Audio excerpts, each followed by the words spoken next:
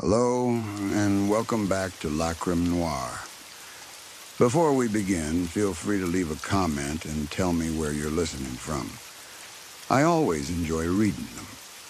If you're drawn to dark, haunting stories, don't forget to like the video and subscribe to the channel. Now settle in, clear your mind, let the outside world slip away, and let's begin.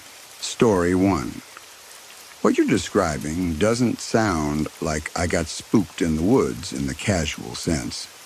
It sounds like a very specific, repeatable, physical response tied to a particular visual direction or stimulus, with a heavy emotional overlay, dread/terror, plus dizziness and that eyes vibrating sensation.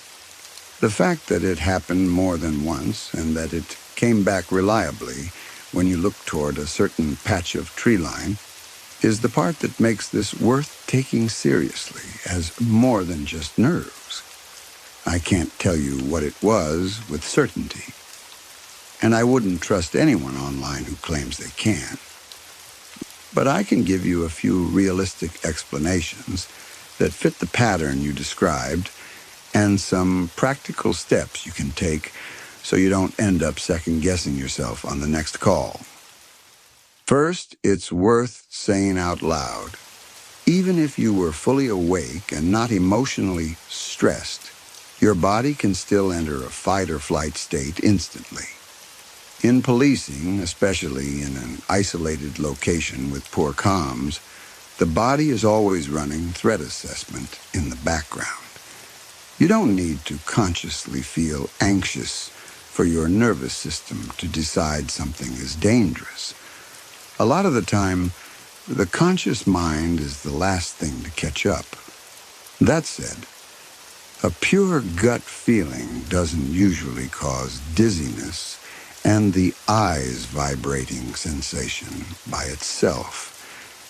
That combination points toward one of three broad buckets: a real external threat you didn't see, an environmental/physical effect that your brain interpreted as threat, or a medical/physiological issue that got triggered by the conditions.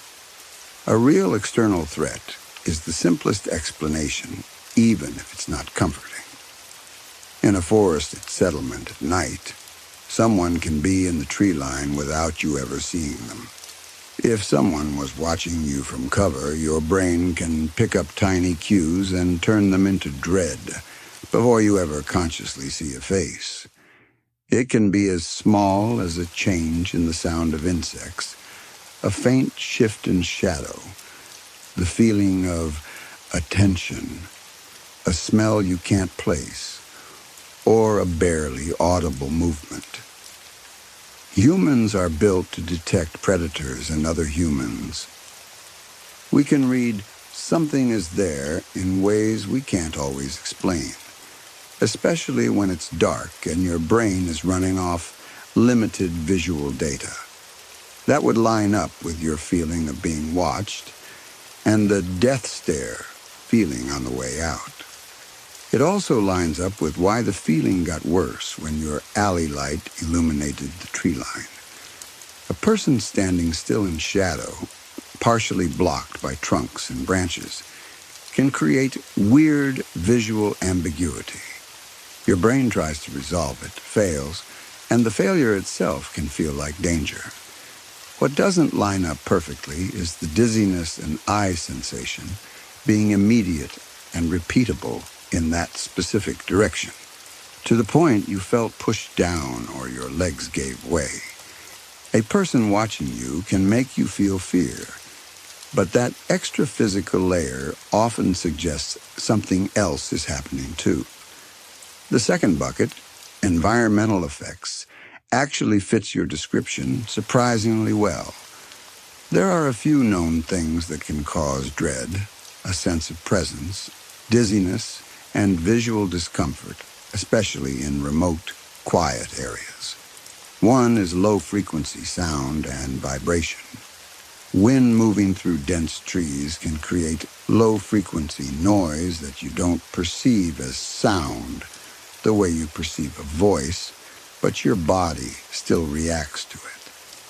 Vehicles idling can also produce low-frequency vibration that you feel more than hear. There's some research and a lot of real-world reports that infrasound and low-frequency vibration can trigger anxiety, dread, pressure in the head, nausea, and something is here feeling. It's not paranormal, it's physiology. If the alley light side of your vehicle was oriented toward a tree line where wind and branch structure created a certain low-frequency effect, and your truck was idling, you could have had a perfect storm of conditions: vibration, darkness, high contrast, and a nervous system already on alert.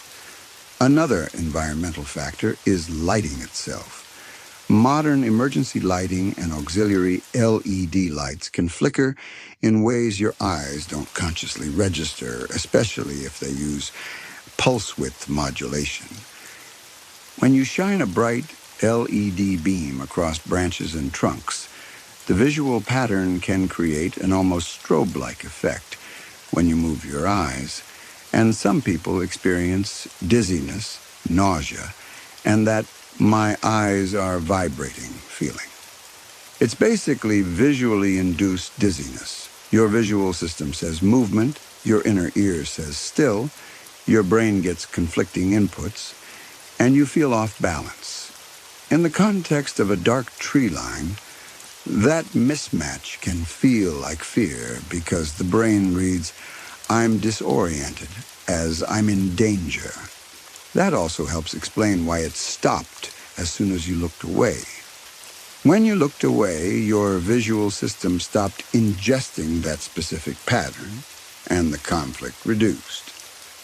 Then when you looked back, it returned. There's also something called autokinesis and other night vision perception effects. In darkness, the brain is constantly trying to interpret small shifts, and stationary objects can appear to move. Shadows behind trees can look like depth. The more you stare, the more your brain fills in motion. When your brain starts doing that while you're already primed to feel watched, the emotional response can spike fast. A third environmental possibility is fumes or air quality. If your vehicle was idling and you had any exhaust leak, or if you were near another vehicle's exhaust or generator, you can get mild carbon monoxide exposure without an alarm going off in a patrol car. CO exposure can cause headache, dizziness, confusion, anxiety, and that unreal feeling. It can also make your body respond strangely to stress. It wouldn't necessarily explain the "only when I looked that direction" part, but if the airflow or wind direction was pushing exhaust toward the driver's side when you face the tree line, it could contribute. Now, the third bucket, medical/physiological triggers, is the one I'd pay attention to because you describe something that sounds like a real physical event, not just a mood.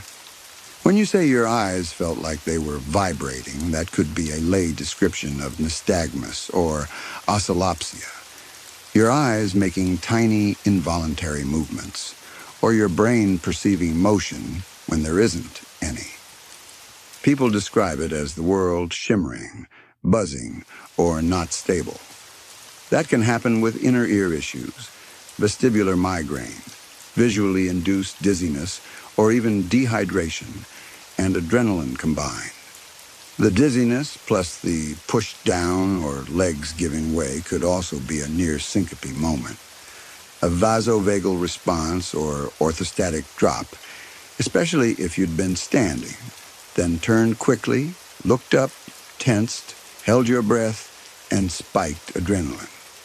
Sometimes fear causes hyperventilation, and hyperventilation can cause lightheadedness, tingling, and the feeling of weakness in your legs. You don't have to feel panicked first. Your body can start breathing changes before you realize it. Another angle is ocular migraine or migraine aura without headache. People think migraines always hurt, but some auras are mostly visual and vestibular. Shimmering vision, strange sensory feelings, sudden dread, dizziness, pressure in the head. In an environment like that, dark, high contrast, bright flashlight or alley light, sleep disruption, early morning call, possibly caffeine, an aura could trigger right when you looked into that specific visual stimulus. There's also binocular vision dysfunction type issues. Some people have subtle eye alignment problems that only show up under certain lighting or when looking at certain angles or patterns, like dense branches. It can create dizziness and anxiety because your brain is working too hard to fuse images. It can present as, I feel weird when I look there, which is exactly what you described. That would also explain why looking away immediately made you feel normal again. The reason I'm listing these isn't to tell you you hallucinated. It's the opposite. I'm taking you seriously. If you had a repeatable stimulus response reaction that strong, it's worth investigating. Even if there was also a person out there watching you, the physical response suggests your nervous system and sensory systems were being pushed hard. A very practical way to approach this is to treat it as two separate problems at once, a safety problem and a health problem. On the safety side, if this ever happens again and you get that same do not look there sensation, don't fight it out of pride. Do what you already did, which was reposition. You drove to your partner. That's exactly the right move. You don't have to explain it as supernatural or weird. You can explain it tactically. I'm not comfortable with that tree line. I'm repositioning to keep eyes on the only entrance and keep our units together. That's normal policing language. Other safety steps you can consider if policy and equipment allow it. Keep your long gun accessible. If you're issued one and the situation warrants it, avoid standing alone with your back to the tree line. Use two-person clears if anything needs checking, and if you have access to thermal, use it. Thermal cuts through a lot of the shadow behind trees problem. If you don't have thermal, even a second flashlight angle from a different position can change what you see enough to confirm whether there's actually a person there. If your radio reception is bad, that's another piece. In rural areas, comms issues are normal, but they're also dangerous. If you ever have the sense that something is off and comms are unreliable, it's worth being proactive.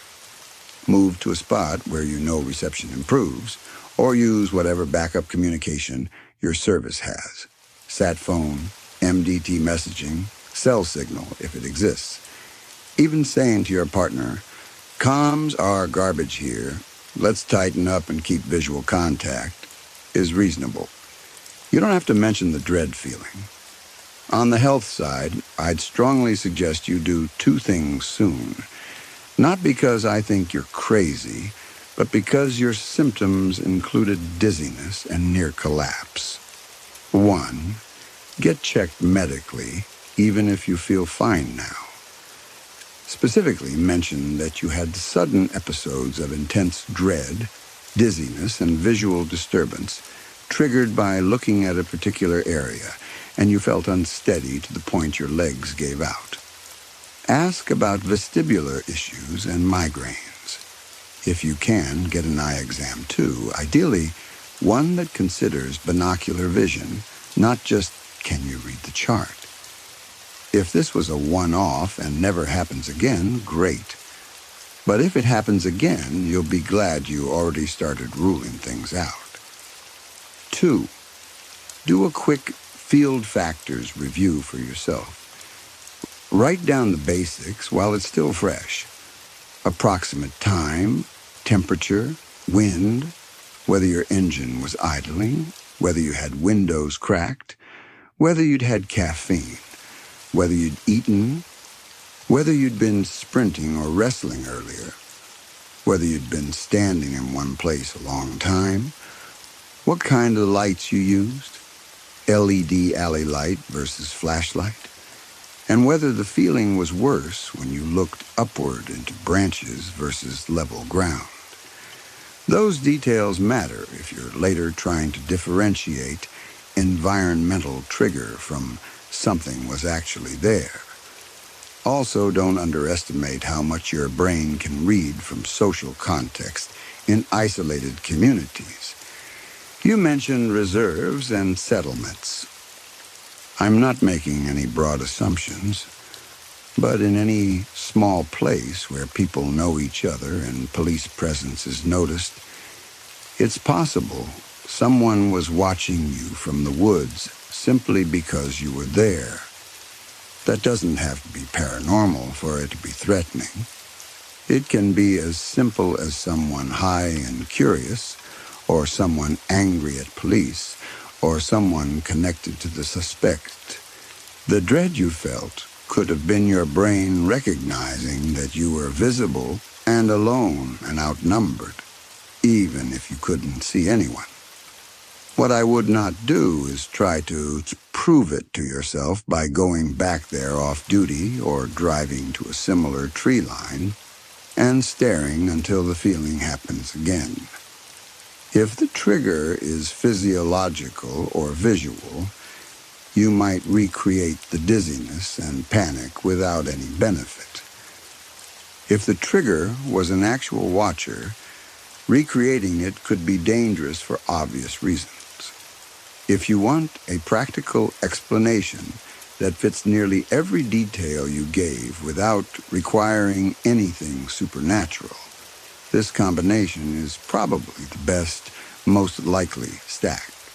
High contrast lighting on branches, plus a flickering LED source causing the visual instability, layered with adrenaline/hypervigilance in a remote location with poor comms, possibly worsened by fatigue and cold. That can create a powerful sense of dread and the feeling of do not look there, because your brain associates that direction with disorientation and danger. The second time it happened, when you looked up into a different part of the forest and felt the same thing strongly enough that you almost went down, also fits the looking upward into high-contrast branch patterns trigger. But I also want to say this clearly. Even if this was just physiology, your fear was still real and your body still did the correct thing by trying to stop you from fixating.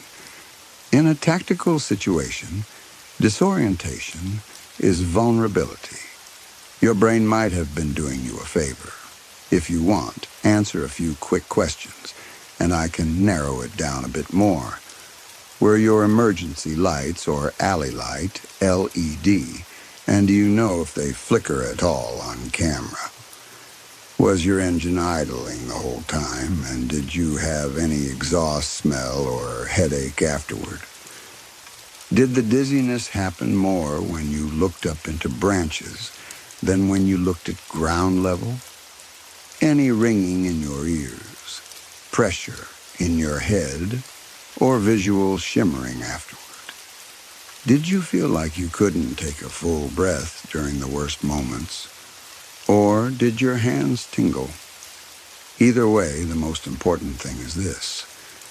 You're not weak for feeling it, and you're not crazy for being shaken afterward. What you described is your body reacting to a perceived threat, plus sensory disturbance. The right move now is to treat it like you'd treat any other safety incident. Document it for yourself, rule out health causes, and adjust tactics so you're not alone, and fixating in a spot that makes you lose stability. If it happens again and you ever feel like you're going to lose balance or awareness, don't wait. Tell your partner you're feeling unwell and reposition immediately. In your line of work, staying upright and clear-headed is a safety issue, not an ego issue. Story 2. We all know poachers are ruthless hunters who go after rare animals for their body parts. Ivory, pelts, bones, anything they can sell. The idea has always made my stomach turn, but at least in my head, it stayed in the animal world. Or at least I thought it did. I've loved tattoos for as long as I can remember. The first time I saw a guy with a tattoo as a little kid, it hit me like a certainty. Not a passing interest, not a phase. I just knew I wouldn't stop at one. I knew I'd end up covered in them like a walking scrapbook. The minute I was old enough to go into a tattoo shop and pay for my own ink, that's exactly what I started doing. Over the years, I built up a whole collection. Skulls, roses, portraits, lyrics, the usual cliches that people roll their eyes at. I had tattoos on my biceps, forearms, thighs, shins, hands, feet, torso, chest, and neck. Pretty much everywhere except my face. The only reason I didn't have face tattoos was because of my job. I was still stuck in a corporate role where looking professional mattered more than being comfortable in my own skin. I told myself I'd do my face once I got out. My parents never loved it. They weren't cruel about it, but they weren't thrilled either. They warned me about the obvious things. People might assume you're a gang member. Cops might give you extra attention. Strangers might decide you look like trouble. I'd shrug and tell them I got tattoos because I liked art, not because I was trying to look dangerous. I never imagined my tattoos would attract the kind of danger they eventually did, and definitely not from the people they did. Out of all my tattoos, the one I cared about the most was the lion across my chest. A big piece, detailed, placed right over my heart. Lions had been my favorite animal since I was a kid. Something about them made sense to me. Strength, focus, the way they look like they belong exactly where they are. I didn't show that tattoo off much, because it wasn't always convenient, but it was the one that felt most personal. The one that felt like it meant something. My girlfriend, Dove, loved my tattoos from the beginning. It was one of the first things she complimented when we met. She had tattoos too, about half as many as I did, but she talked all the time about getting more. We clicked fast. We were both the free spirit type, at least in our heads, even though we lived pretty normal lives, work, bills, plans for the future. We liked the idea of adventure more than we actually got to have it. Then one day, Dove surprised me with tickets to an African safari. I was genuinely shocked, in a good way. It wasn't cheap, and she knew exactly why it mattered to me. I'd wanted to see a lion in real life for years. Not in a zoo, not behind glass, but out in the world where it belonged. I was excited like a kid. I couldn't stop talking about it. We flew to Tanzania. It took 2 flights, then a drive in a safari buggy to the resort. The lodge was beautiful, the kind of place that felt refined but still blended into the landscape. Around it was the Serengeti, stretching forever, golden grass and distant trees, the sky huge and open like it was part of the ground. The sunset was unreal. The light made everything look warm and soft, but the wilderness still felt serious underneath. It wasn't a theme park. It wasn't staged. It felt like the world before people decided they owned it. To be honest, I did have a small worry about my tattoos. I don't usually worry about people judging me, but I'd never traveled like this. I didn't know how locals would react or whether it would draw the wrong attention. Dove told me I was overthinking it. She said people here had seen every type of tourist, and I should just be myself. That first night, everything seemed to prove her right. Everyone we interacted with was friendly. No one looked at me like I was a problem. The staff smiled, welcomed us, and the place felt safe enough that I started relaxing. The next day was our first safari tour. We ended up sharing a buggy with another couple, Cliff and Krista. They were tourists too, and to my surprise, they had tattoos as well. Not as many as me, but enough that it was obvious they were into it. They told us they traveled and got a tattoo in every country they visited. It sounded wild, but also kind of cool. Like they were collecting memories on their skin. That day on the safari was incredible. We saw giraffes, hippos, zebras, animals I'd only seen in documentaries. Seeing them in real life was different. They weren't performing. They weren't trying to impress anyone. They just existed. But we didn't see lions. That disappointed me more than I wanted to admit. I told myself it was fine, that we had more days, that you don't get to order nature like a menu. Still, I couldn't help scanning the distance every time we stopped, hoping I'd see a mane or a shape in the grass. At some point during the ride, we noticed a group of figures in the distance. They looked intimidating even from far away. They wore hunting gear. And they didn't look local. They looked like Westerners. A few of them had binoculars. I asked our guide who they were. The guide's face tightened immediately, like the question made him uncomfortable. "They're international poachers," he said. That shocked me. I couldn't believe poachers would be out in the open near a tourist group like ours.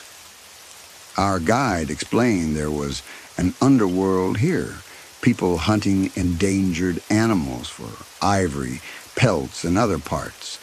But then he said something that made even less sense. This group, the Elite Harvesting League, didn't seem to poach anymore. Not openly, not in a way anyone could catch. And because of that, somehow, they were still allowed on the reservation. It didn't make sense. Why would people like that be allowed anywhere near a protected area? Why would anyone trust them? Even worse, I got this uneasy feeling that they were watching us. Not casually, focused. One of them seemed to be looking right at our buggy. I couldn't tell if it was my imagination or if it was real, but something about it felt personal. I looked away and tried to shake it off. That night, Dove and I had dinner at the Lodge restaurant. It was supposed to be a relaxing end to the day. The air was warm, insects chirping outside, people talking quietly around us. We were tired in a good way. Then I saw men approaching our table. My stomach sank as I recognized them. They were from the group we'd seen earlier, the Elite Harvesting League. They weren't keeping their distance. They were walking straight toward us, like they owned the place. The man in front looked like someone who belonged in an old-world club. Middle-aged, ruggedly handsome, calm eyes. He spoke with an upscale British accent. "My apologies for the intrusion, dear chap," he said smoothly. "The name is Hayes. I simply wanted to compliment you both on your magnificent tattoos. Particularly yours, sir." I didn't know what to say. I was used to compliments about my ink, but not from strangers at dinner, and definitely not from people our guide had just called international poachers. Thanks, I said, stiff. Hayes smiled like he enjoyed my discomfort. The bounds of human artistry are truly impressive, he said, as is the human capacity to withstand pain. I imagine all of that work was rather excruciating. I didn't like the way he said that, like he was evaluating something, not admiring it, like I was an object. I have a pretty high pain tolerance, I muttered, mostly to end the conversation. Dove didn't hold back. She leaned slightly toward him, voice sharp and cold. "This dinner is so nice," she said, loud enough that the people at nearby tables could hear. "I'm sure glad no one poached it for us, because animal poachers are the worst monsters on earth." Hayes's expression twisted into fake shock. "I have no idea what you're implying, madam," he said, offended in a theatrical way. "There is no evidence that me or my companions have hunted an animal in years. In any case, we must be moving on." They wished us luck on tomorrow's safari like they were being polite, then walked away. As they returned to their table, I heard Hayes joking loudly with another man. "Now, who can finish their meal first? I'll give you a head start, Boggs." "It's only fair." When they finally left us alone, I felt unsettled. Part of me worried Dove had provoked them, but another part of me was proud of her. She said what I was thinking. She didn't let them act charming and normal. We went to bed, still excited for tomorrow, still believing this was just a creepy moment with rich jerks who liked hunting. Then we woke up to a sound like a zipper cutting the air. Even half asleep, I knew what it was. It was too fast and too sharp to be anything else. Bullets. They were shooting into our room through the window. At first, the sound was muted, almost unreal. Then more came, and the glass made small popping noises that didn't belong in a hotel room. Dove moved instantly. She was out of bed, grabbing clothes. "We need to get out," she yelled. "Now!" I didn't even have time to think properly. We ran. The hallway outside our room was dark and empty. No staff, no other guests. It was the middle of the night, and the lodge was isolated. Whoever was shooting at us had a clear vantage point somewhere out in the brush. We sprinted out of the building. Bullets kept hitting behind us, thudding into walls and wood. I didn't get hit, but I could feel the panic in my body like electricity. I was barely dressed. I hadn't had time to put on anything except what I slept in. The cold night air tore into my skin. Dove pointed toward one of the safari buggies. It was the only thing that looked like escape. We ran to it, jumped in, and I saw the keys were already in the ignition. She started it and slammed the pedal down. We shot into the dark savanna, the buggy bouncing over rough ground. The wind cut like knives. I felt exposed, like prey, like an animal running across open land with no cover. After a while, Dove slowed and stopped. I didn't know where we were. The lodge lights were gone behind us. The sky above was full of stars, and the darkness on the ground felt endless. "We can't just stay out here," I whispered, but my voice sounded small even to me. Dove reached into the glove compartment and pulled out a water bottle. "Drink," she said. I was thirsty, exhausted, still shaky with adrenaline. I took it and swallowed a deep mouthful without thinking. The water tasted normal. A few seconds later, everything started to tilt. My vision dimmed around the edges. My limbs got heavy. My tongue felt thick, like my mouth forgot how to speak. I tried to look at Dove to ask what was happening, but my eyes wouldn't focus. Then everything went black. When I woke up, the first thing I noticed was the rope. My wrists were tied. My ankles were tied. My shoulders ached from the awkward position. My head throbbed like someone had hit me. The second thing I noticed was where I was. A cave. Torchlight flickered against rough rock walls. The air was damp, heavy with earth and smoke. Around me were things that didn't belong in nature. Traps, tranquilizer darts, rubber bullets, hunting equipment, bags, tools. It looked like a base camp hidden underground. Then my eyes adjusted a little more, and I saw them. Cliff and Krista. They were slumped against the opposite wall. Still alive, barely, but so damaged it took my brain a second to process what I was seeing. Their bodies were partially flayed, and the worst part was that the skin where their tattoos had been was gone. Not torn, not accidentally damaged, removed, carefully. My stomach turned. I tried to shout, but my throat was dry and the sound came out as a weak rasp. Panic hit, sharp and immediate. Where was Dove? She wasn't tied beside me. She wasn't in the shadows. She was gone. Footsteps approached from the dark part of the cave. Hayes walked into the torchlight like he was stepping into a dinner party. Calm, confident, almost amused. He looked down at me like I was something he'd been waiting to see up close. "I must say, James," he said, using my name like we were friends, "the full view of your tapestry of tattoos is as spectacular as I'd heard." My blood went cold. He smiled wider. "Thank you for running out of the lodge and being driven here yourself. You made it so easy for us." I struggled against the ropes, anger and terror tangling together. "You were only being shot at with rubber bullets," he added casually, like it was nothing. I froze. My mind replayed the sounds, the glass, the panic. Rubber bullets. That meant it was all a trick, a performance designed to scare us out of the lodge. Hayes kept talking. "Your hotel does not appreciate us abducting guests directly from the premises," he said.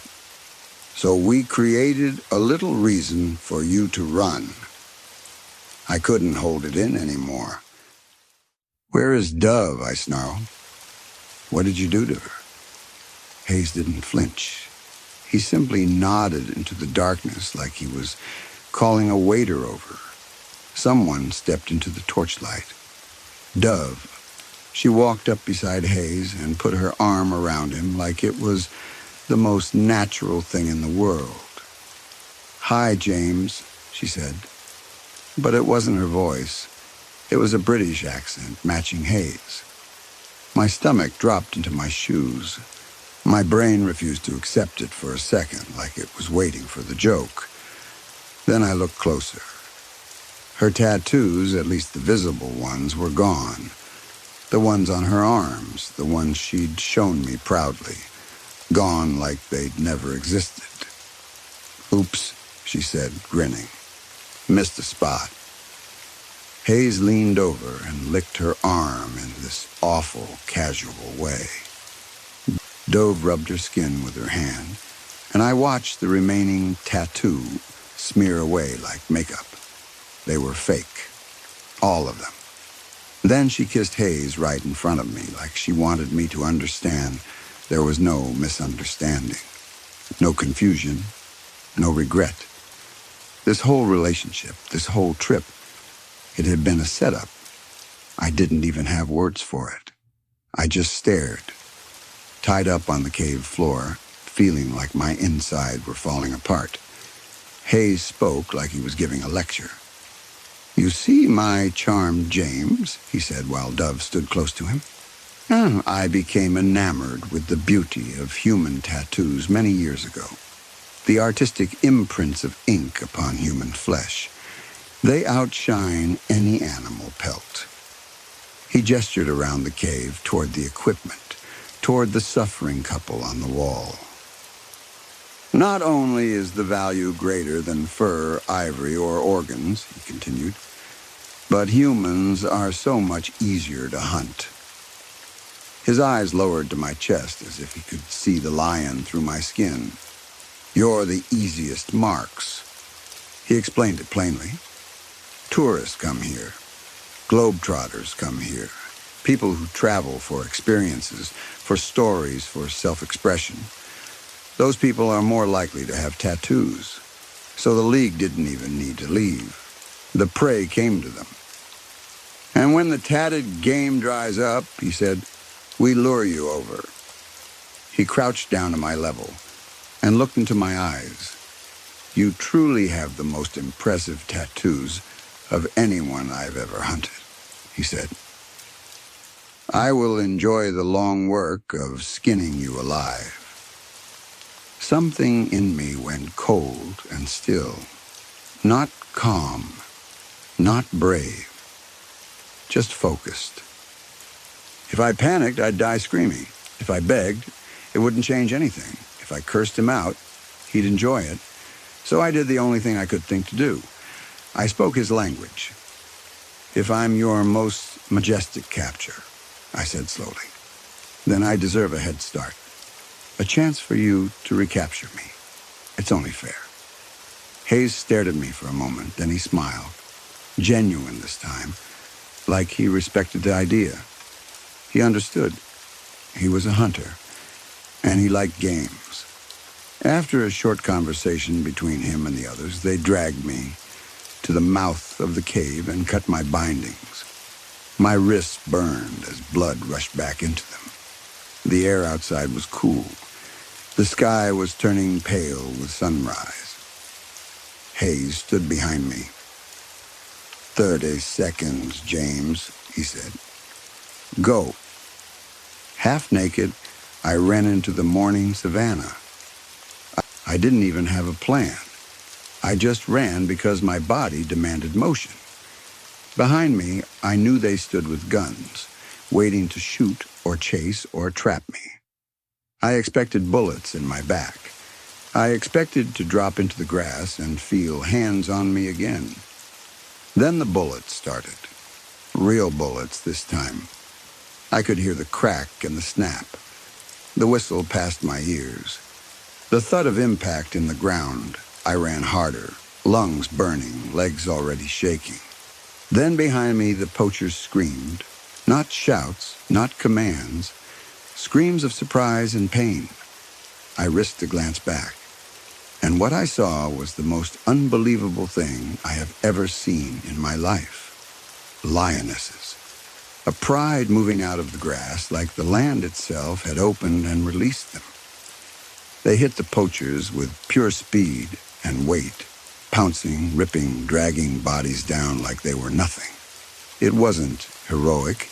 It wasn't clean. It was nature doing what it does. The Serengeti correcting a mistake. And behind the lionesses, there was a lion. A huge male with a mane that caught the sunrise. For a second, the shape of him looked like my tattoo come to life. It was ridiculous, but it hit me hard anyway. Like the one thing I'd carried on my chest wasn't just art anymore. I didn't stand there watching. I ran. I ran until my legs felt like they'd snap. I found the buggy we'd abandoned earlier somehow, and I drove back to the resort like a man escaping hell. From there, things moved fast. Staff, authorities, questions, chaos. I didn't stay long enough to process it all. I just wanted out. I got home as soon as I could. I survived. Barely. That should be the end of it, but I'm not naive. I know some of them may have survived, and Dove, whatever her real name is, might still be alive. People like that don't stop because they failed once. They adapt. They get angry. They come back. So you might assume I want to hide my tattoos now. Cover them, remove them, pretend I never had them. I won't. There are others like me. People hunted for what's on their skin. We found each other, and we're not just waiting anymore. We're paying attention. We're warning people. We're preparing. That morning on the savannah, seeing that lion in the dawn reminded me of something simple. Predators don't get to decide what you are. I'm not just someone who got lucky. I'm still here. And I'm done living like prey. Story 3. I walk home from the store with my hood up and my eyes down, the way I always do when it's late, and I don't want to invite anyone's attention. The bags cut into my fingers, plastic stretching thin around cans and bottles. The air is cold enough to sting my cheeks, and the sky has that blank city night color where you can't see stars, only the glow of streetlights bouncing off low clouds. I take the same route every time. I know where the cracked sidewalk is. I know where the pothole is that fills with rainwater. I know which porch light never works and leaves one stretch of the block darker than it should be. I like routines. Routines make the world feel predictable.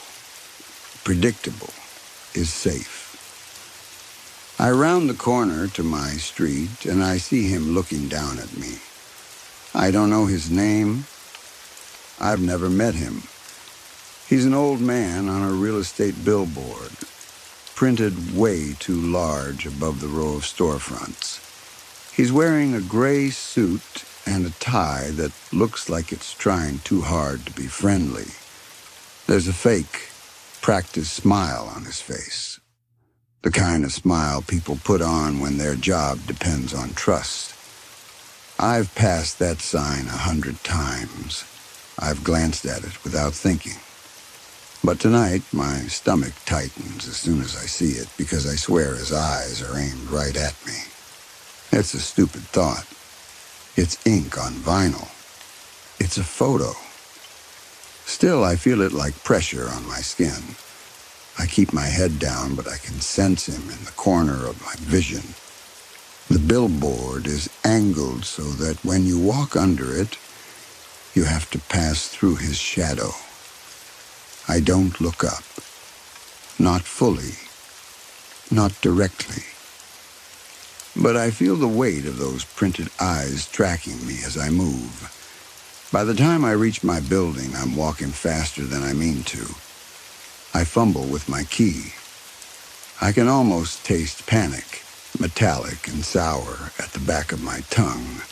When I finally get the door open, I slip inside quickly and pull it shut behind me with a hard thud. I don't breathe normally until the lock clicks. Inside, the apartment smells like warm air and stale carpet. Familiar in a way that usually calms me down. I set the groceries on the counter and force myself to move at a normal pace. I put things away slowly, one item at a time, like I'm proving to my own body that nothing is wrong. Milk in the fridge, bread in the cabinet, a couple frozen meals in the freezer. I tell myself I'm being ridiculous. I tell myself I'm tired. I tell myself that billboards don't watch people. When everything is put away, I sit on the couch and turn on a movie. Something easy. Something I've already seen. I crack open a beer and try to relax, like I always do at the end of the day. The sound of the can opening is sharp in the quiet. The first swallow is cold and bitter and grounding, but I can't relax. The movie plays, and I know the scenes are moving. The dialogue is happening. The plot is going somewhere, but none of it sticks in my mind. My attention keeps slipping away from the screen. My thoughts keep drifting back to the street, to that old man in his gray suit, to the way his eyes seem too focused for a printed photo.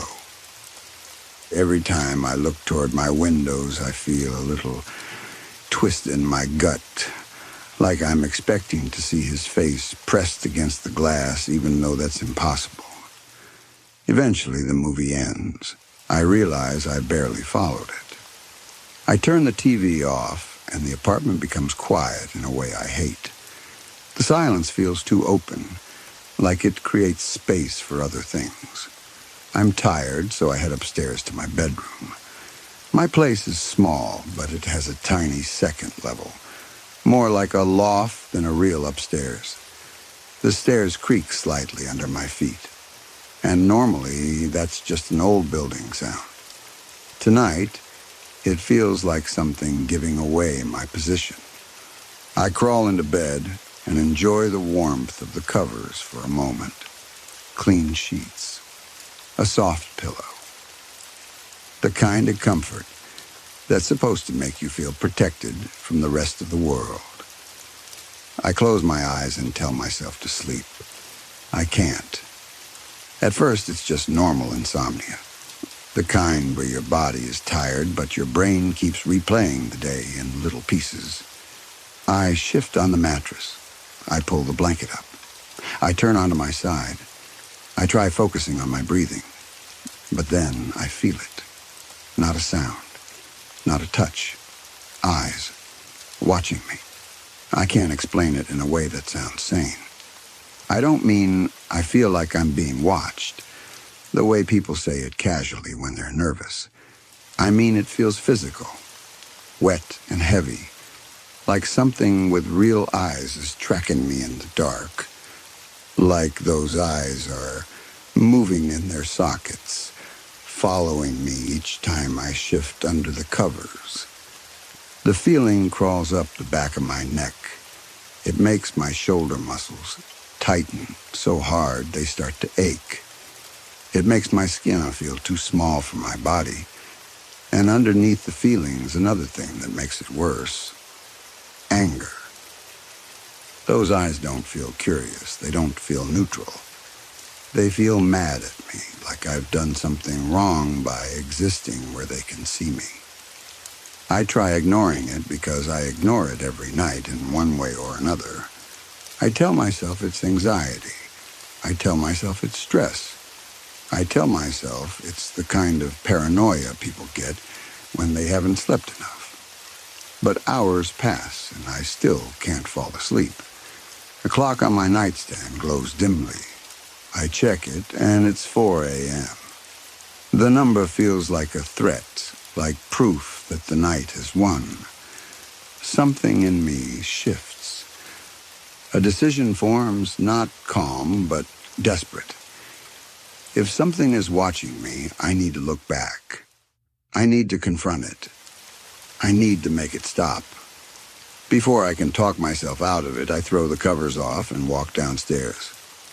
I don't bother putting shoes on. The floor is cool under my feet. When I open the front door, cold night air slides into the apartment and wraps around my legs. I step outside onto the pavement, and the stones are rough and gritty against my bare soles. The street is empty. No cars, no people. The city feels paused. I look up at the billboard.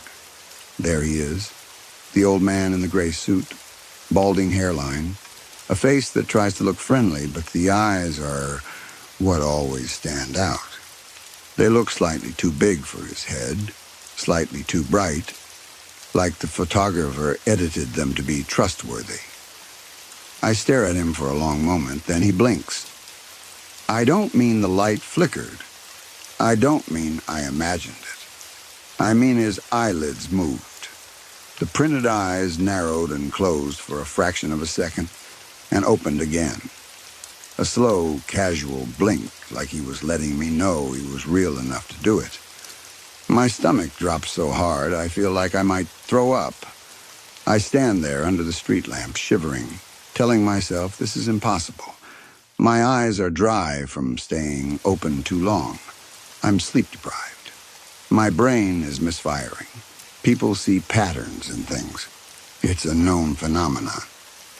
It has to be that. But the billboard man keeps looking down at me. I force myself to breathe through my nose and make another decision. If I go for a walk, if I move my body and clear my head, maybe I'll stop seeing things. Maybe I'll come back and laugh at myself. Maybe the feeling of being watched will fade. So I walk around the block. The neighborhood is quiet and ordinary in the way it always is at night. A few windows lit. A stray cat disappearing under a car. A distant siren so far away it's only a thin wail. My own footsteps too loud on the empty sidewalk. With each minute, the panic eases slightly. My heart slows. My mind starts building a story I can live with. I tell myself I hallucinated the blink. I tell myself it was just the way the street light hit the glossy surface of the billboard. I tell myself that I'm letting fear control me and I need to stop. By the time I return to my street, I almost believe my own explanation. Almost. I stop outside my building and look up at the billboard one more time. His eyes narrow. Not like a trick of light. Not like my imagination filling in gaps. He looks down at me, and the expression in his eyes changes. Sharp and annoyed, like he's angry that I dared to come back and check. I don't wait to see more. I run inside, slam the door, lock it, and pull every curtain shut.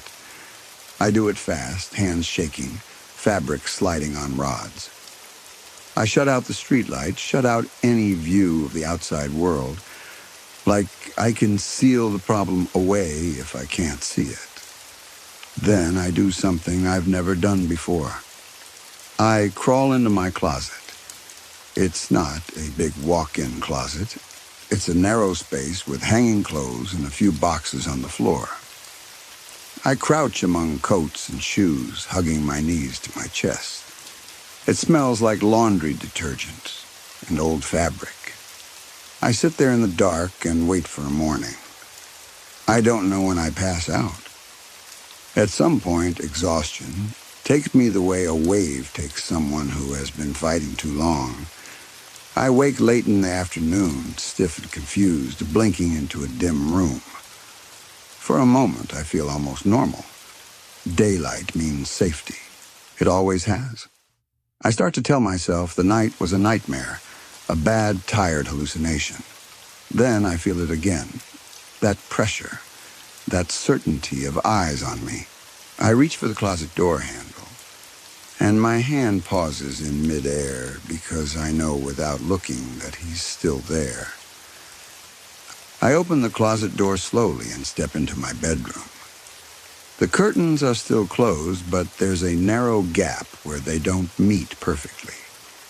And in that gap, I see one hazel eye, his eye, looking in through the curtains as if the billboard is right against my window, as if his face has moved from the street to the glass, as if the distance between us doesn't matter.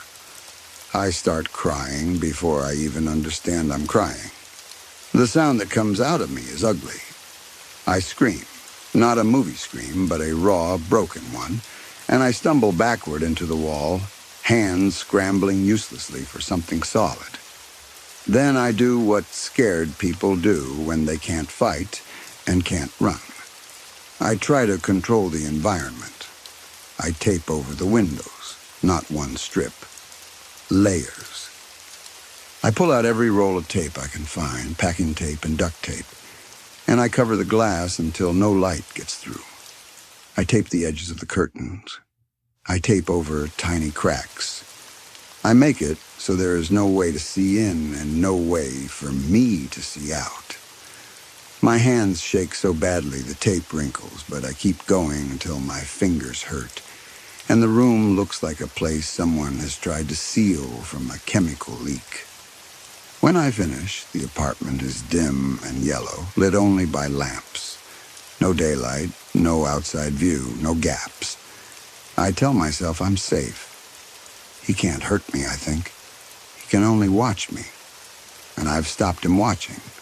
For a while, it works. I order groceries instead of going out. I talk to my family on the phone and force my voice to sound normal. I tell them work is fine. I tell them I'm just tired. I laugh at the right moments. I act like everything is okay because I need it to be okay. I work from home, so I don't have to worry about calling out. I don't have to explain anything to a manager. I can stay in my taped-up apartment and keep my world small enough to handle. I start living by lamplight. I tell myself I prefer it. It's cozy, it's calm, it's controlled, but the feeling of eyes doesn't fully go away. Sometimes I'll be washing dishes, and I'll feel that same wet attention on the back of my neck. Sometimes I'll be lying on the couch and feel something staring from the direction of the TV even when it's off. I stop watching shows where people look directly into the camera because it makes my skin crawl. I start avoiding mirrors, too. I don't like how my own reflection looks when I'm scared. I don't like seeing fear on my face because it makes it more real. Weeks pass like that. Then, one evening after dinner, I'm sitting at the table reading a magazine, trying to be normal. It's one of those lifestyle magazines with ads and articles I barely care about. I'm flipping pages slowly, letting my mind focus on something harmless. I turn the page, and there's an advertisement for a wedding service. A bride in a white dress, a veil covering most of her face, a groom in a neat suit, and the groom has striking green eyes. He's looking directly at me. I freeze. My heart does that awful drop again. I stare at the picture, telling myself it's just a photo, a random model, a random couple. Then I blink, and he blinks back. Not a trick, not a shimmer, a blink. I drop the magazine like it's hot. It hits the floor open to that page, the groom still staring up at me with those bright eyes. I back away so fast I bump into the counter. I run to the kitchen, grab a knife, and before I can think, I'm stabbing the magazine on the floor. The paper tears. The blade punches through glossy pages. The sound is wet and ugly, like I'm trying to kill something that isn't supposed to be alive. I stop only when my arm is tired and I'm breathing hard. Then I rip the pages apart. I tear the groom's face into strips. I tear the bride's veil. I tear the whole ad until it's just scraps. I throw them in the trash and press them down like they might crawl out if I don't. After that, I go through my apartment looking for faces. Any photo where someone's eyes face forward, I flip it over or put it away. I don't want eyes in my home anymore. I don't want the possibility. I don't want to give him doorways. I tear up junk mail with faces on it. I rip celebrity photos out of old magazines. I turn product boxes around if there's a smiling person on the front. I even cover a few pictures in books with sticky notes. I keep a small box for the things I can't destroy. Family photos. People I love. Memories that still matter. I tell myself I'm not crazy. I tell myself this is just a temporary precaution until whatever is happening passes. I tell myself I'm taking back control. There's one family photo that hurts to touch. It was taken in my grandmother's living room years ago. Everyone squeezed together on the couch, smiling in that awkward way people smile when someone says, "Okay, hold still." I always loved that photo because my father is looking at my mother in it with pure admiration, like he forgot the camera was there. My mother is laughing at something, head tilted back slightly, And my dad's expression is just love. It's the kind of thing you don't catch often. I pick up that frame and look at it, hoping it will still feel safe. My father's eyes are turned toward me now. Not toward my mother, toward me. His blue eyes are the same color as mine. They always were. It used to make me feel connected to him, like I carried something of him in my face. Now those eyes look angry, not serious, not tired. Angry like I've betrayed him.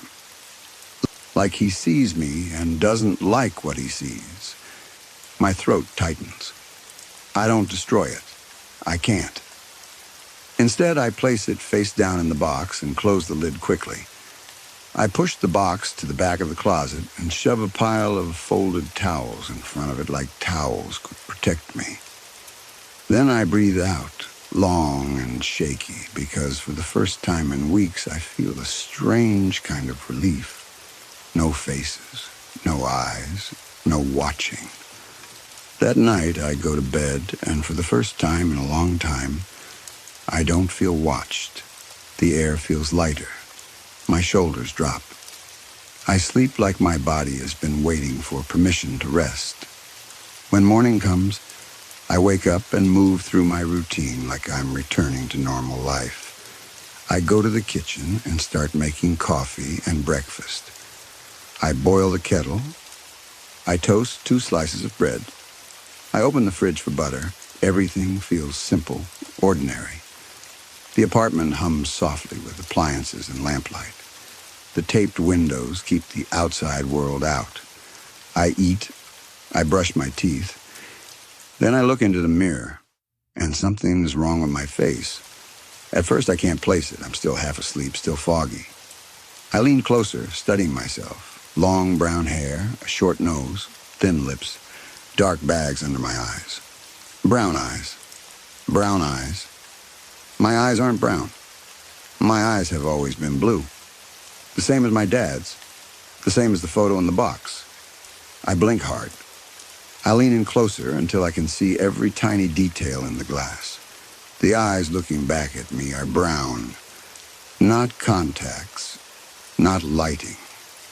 Brown, deep and steady, like they've always belonged there. I feel cold all over, like my blood has turned to ice water. Those aren't my eyes. I stumble out of the bathroom and go straight to the closet. I shut myself inside and pull the door closed, breathing too fast, trying not to make noise like noise might attract attention. I sit in the dark with my knees against my chest, and I can feel it again. That pressure of being watched. Not from the street this time. Not from a billboard. From everywhere, like the eyes have moved inside the walls. I don't want to leave the closet. I don't want to look in the mirror again. I don't want to see what else has changed without my permission. He can't see me in the dark, can he? Does anyone else feel eyes on the back of their neck, like something is reading you from behind? Can anyone help me? Please. Story 4.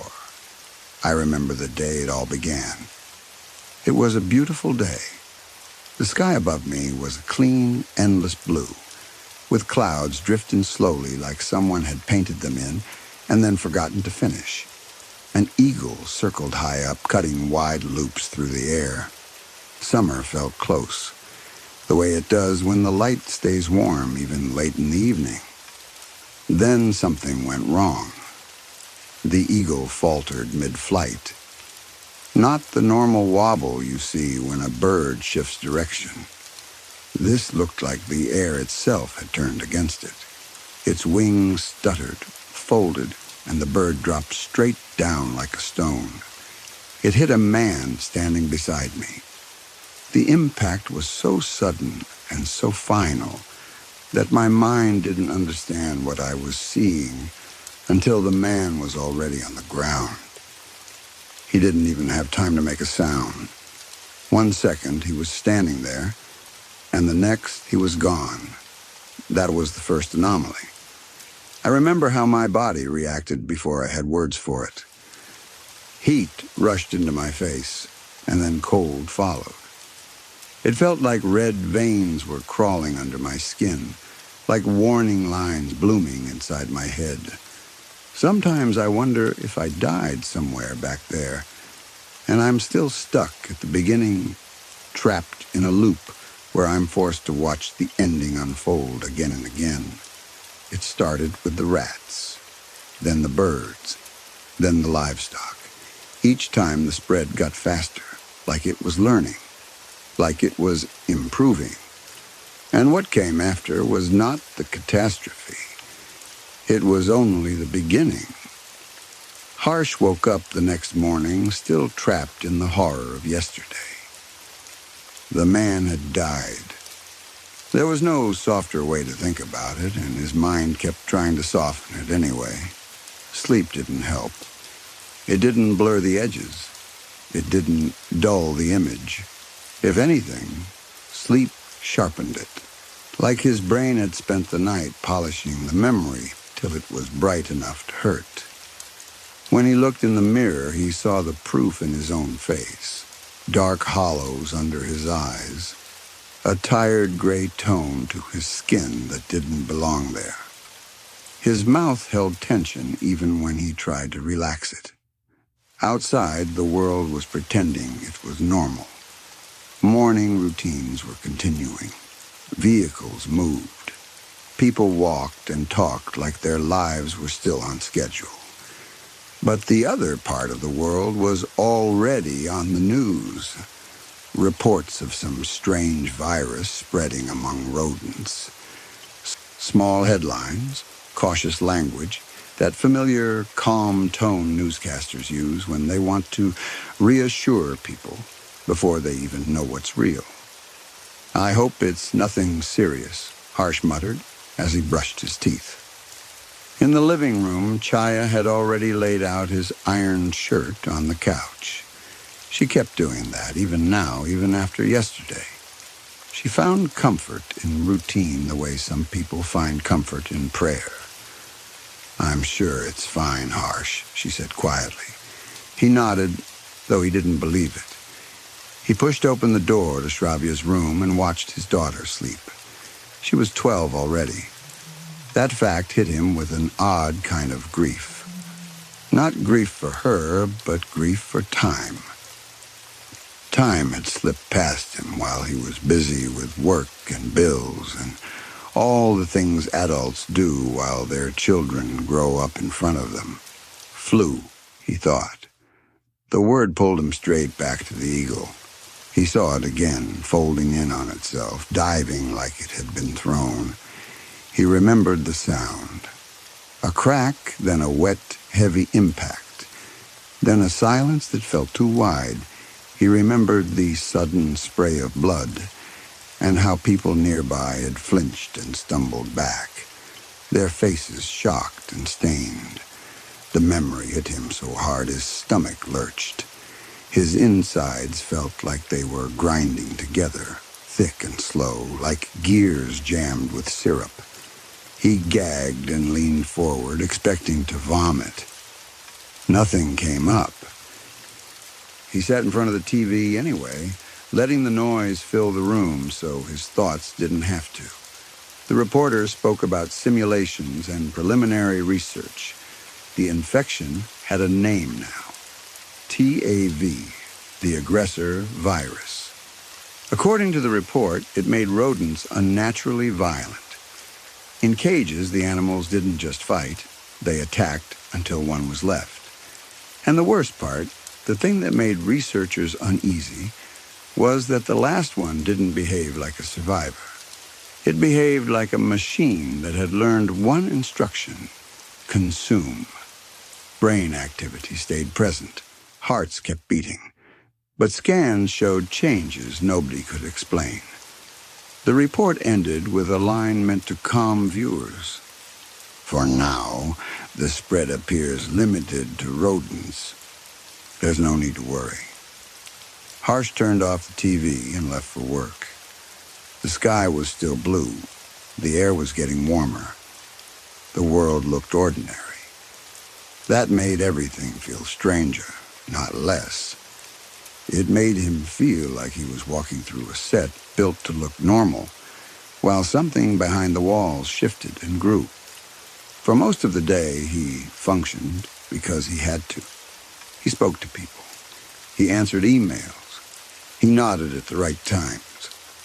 But every so often, he felt a faint burning pressure behind his eyes, like the start of a headache that never fully arrived. That night, the pain hit him out of nowhere. It wasn't a normal headache. It was a sudden sharp flash, like someone had driven a nail into the center of his skull. Images sparked and vanished in his mind, fast and disjointed. A rat twisting in a cage, a bird dropping from the sky, a child's face crying, a mouth open in a silent scream. He sat upright in bed, gasping. Chaya was asleep beside him. Streetlights bled through the curtains in thin orange bands. He stood up quietly, drank a glass of water, and turned on the TV again, flipping channels, trying to find anything that would steady him. Nothing did. He shut the TV off, opened his laptop, and scrolled through news sites without even reading properly, just searching for a feeling of control. That's when he found it. TAV was no longer limited to rodents. Birds were infected. Livestock was infected. The spread wasn't just wider. It was faster, accelerating like a fire finding fresh wind. The strangest part was that the world still didn't seem to care. Only a few outlets were reporting it. There was no official statement from major organizations, no urgent announcement, no public plan. It felt like watching a car drift toward a cliff while everyone inside kept arguing about the radio station. Feels unusual, Harsh muttered, without realizing he'd spoken aloud. The room stayed silent. He glanced up, half expecting to see Chaya awake. She wasn't. Only darkness sat beyond the edge of the lamplight, thick and waiting. He lowered his eyes and kept scrolling. His screen showed more images, animals tearing at each other with frantic focus. Not random panic, not confused fear. Intent. He woke up on the couch in the morning with his neck stiff and his laptop balanced awkwardly on his thigh. Chaya stood nearby, holding a cup of tea. She looked tired, too. "Good morning," she said softly, then hesitated. "Are you okay?" He nodded without looking at her and turned on the TV. The confirmation came fast. TAV had crossed into humans. Within hours, the WHO declared a pandemic. The information they released was brief, almost hollow. The virus spread through contact between infected blood and healthy tissue. That was all. No timeline, no reassurance, no clear plan. It was the kind of announcement that felt less like guidance and more like someone admitting the truth after it was too late. Harsh looked at Chaya. She stared back at him, and for a moment neither of them spoke. The room felt emptied out, like the air had been sucked away and replaced with something colder. The spread was fast. Cities fell first because density is fuel, then supply chains, then the economy, then hospitals, then the systems people assume will always exist. Eventually, even the organizations meant to coordinate responses collapsed. After that, the world didn't end in one clean event. It dissolved. Day and night stopped meaning the same thing. Streets became dangerous at all hours. The sounds outside changed. Not traffic and voices, but snarls and sudden screams. Doors slammed. Glass broke. Then silence, and then something worse than silence. feeding. Harsh learned what the teeth rattling sound meant. It wasn't random. It was the infected near each other, starving and fighting, jaws chattering as they closed in. The clattering always slowed, and when it slowed, it meant someone had been grabbed. Then came tearing, crunching, wet impacts, and finally a single set of footsteps dragging away. Only one remained. The rest became food. Harsh and his family stayed inside as long as they could. They locked doors. They blocked windows. They rationed food and water. They listened to the chaos outside and tried not to imagine details. Sometimes Harsh wondered if anyone still prayed. He didn't. He never had. He doubted he ever would. But he understood why people did now. When the world stops making sense, the mind needs somewhere to put its fear. The sky stayed blue above it all, calm and vast. That was almost insulting. Like nature didn't care what was happening underneath it. One day, Harsh woke up with a jolt from a noise outside. He cracked the window and looked down. Nothing moved. He turned around and almost jumped out of his skin because Chaya was standing behind him. "Don't do that," he breathed, pressing a hand to his chest. "I'm sorry," she said quickly. Her voice trembled. "We're almost out of food, and the water's nearly gone." Her eyes were glossy with fear. She wasn't trying to hide anymore. "What are we going to do?" He had no easy answer. He knew what had to be done. He hated it. Going outside felt like stepping into a mouth. "I can go?" she offered. He stopped her immediately. Shravya needed her mother.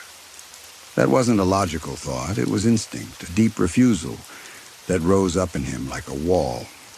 He shook his head. "I'll go," he said. "I'll find something. There has to be something left in the other apartments." Chaya nodded slowly. They held each other for a moment. Longer than they needed to, but neither wanted to break contact. They kissed, careful and quiet. It felt too much like goodbye, and that thought made him tighten his grip. Then he pulled away, because if he stayed in the warmth of her arms, he wouldn't be able to open the door. He stepped into the corridor.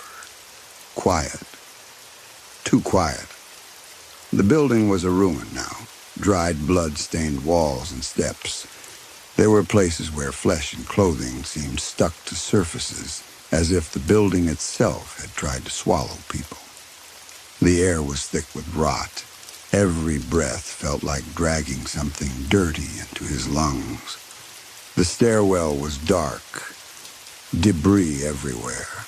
Overturned containers. Garbage pressed into corners. Old spills turned black and gritty. Flies hovered in clouds. Maggots moved in clusters. Wind sighed through broken gaps in the structure, making a low, mournful sound that reminded Harsh of a person trying not to cry. What if we die? The thought came without permission. He forced it down. He focused on Shravya's sleeping face, Chaya's hands holding his. He couldn't let their story end with starvation behind locked doors. He checked apartment after apartment. Most were stripped bare. People had raided everything early on. Cabinets stood open like mouths. Fridges were empty. No food, no water. He made a decision. If there was anything left, it would be outside. In the early days, the military had dropped supplies. Some containers might still be out there, untouched because the area was too dangerous for most survivors. The drop zone wasn't far. He peeked out a shattered window. The street looked empty. He stepped outside, and an infected lurched into view from around a corner. Harsh slammed himself back against the wall, covering his mouth to keep from making a sound. His heart hammered so hard it felt like pain. The infected's teeth rattled in that rapid, violent way that made his skin go cold. He could hear the ragged breathing, the wet sniffing, like an animal searching for scent. It was close, too close. Hey, pip, the infected rasped, the word crawling out broken and wrong. Harsh froze. In all the months of this nightmare, he had never heard an infected speak. His mind spiraled. Does it know I'm here? What do I do? Then the infected shrieked, and something flashed past Harsh's vision.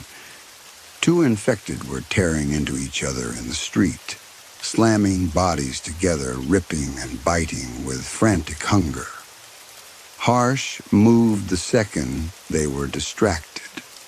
He slipped through narrow paths, choosing tight alleys and broken corridors instead of open streets. He watched windows. He listened for rattling teeth. He tried to move like a shadow. The infected were everywhere, but not in a random way. At first it looked almost organized, like each one held territory. That illusion didn't last. They moved with intent. They watched. They waited. And when they attacked, they committed fully, like they were built for it. Harsh remembered the old broadcast message from the early days, the one that promised hope. The aggressors will die if they cannot consume for a prolonged period. Over time, starvation will force them to turn on each other. Survivors are advised to remain within secured locations. Stay safe. This will be over soon. He remembered the day he realized the message was wrong. Not because the infected didn't starve. They did. But because humans were the variable nobody controlled. Armed civilians flooded streets thinking they could solve it themselves. The gunfire didn't stop the infected. By nightfall, the city was carpeted with bodies. The screams carried through walls. People begged for help while everyone else tried to save themselves. Harsh watched it from a window once, helpless and shaking.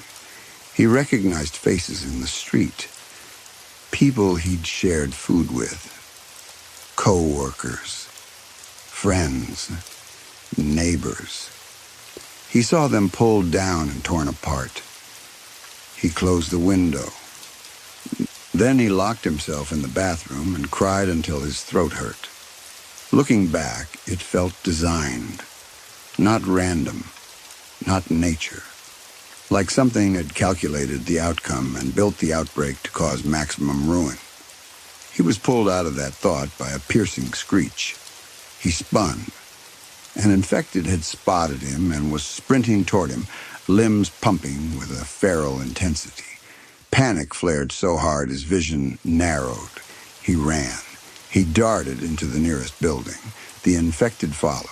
He took stairs, two at a time, the stairwell filled with pursuit. Snarls, ragged breathing, teeth rattling off concrete walls. The distance closed fast. Too fast. The infected rasped behind him, again with the speech, again with the broken word. Why now? Harsh didn't have time to understand. He glanced back. The infected leapt. Hands slammed into his face and knocked him down. He hit the steps hard. The impact stole his breath. The infected pinned him and snapped its teeth inches from his cheek. Its skin looked wrong, pale and stretched, split open in places, bone visible through torn flesh. Its fingers were slick with old blood. Harsh struggled, but the strength was unreal. Someone, help me, he screamed, and regret hit instantly because sound draws attention.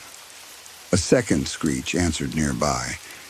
The infected above him thrashed, trying to bite. Harsh turned his face away, trying to protect his throat. Another set of footsteps dragged closer in the stairwell. Then he saw a rusted knife on a step within reach. He grabbed it and drove it into the infected's throat, pulled it out, stabbed again. Throat, stomach, again and again, until he forced the blade up into its skull. The knife snapped as he tried to wrench it free. The infected's movements slowed, then turned into weak spasms. Harsh shoved the body off and staggered to his feet. At the bottom of the stairwell, another infected stood watching, too close. Close enough that he could smell it, rancid and sour like something rotten in damp heat. It shrieked and launched forward on all fours, moving in a way that wasn't human anymore. Harsh ran up the stairs. He didn't have the strength to fight again. He barely had strength to breathe. He burst onto the roof and slammed the door. The infected hit it and forced it open. It came through low and fast, then leapt again, springing higher than it should have. Harsh grabbed a loose pipe and swung. The blow caught it midair and sent it crashing across the rooftop. The body hit hard, rolled, then started moving again. Still alive. Killing it was the only option. But he didn't know how. Every hit that should have ended, it didn't. One more, he told himself. Just one more. He raised the pipe, and the infected punched him in the stomach. The impact knocked air out of him and sent him rolling across concrete. He lay there gasping, stunned not only by pain, but by the precision of it. That wasn't a random flail. That was aimed.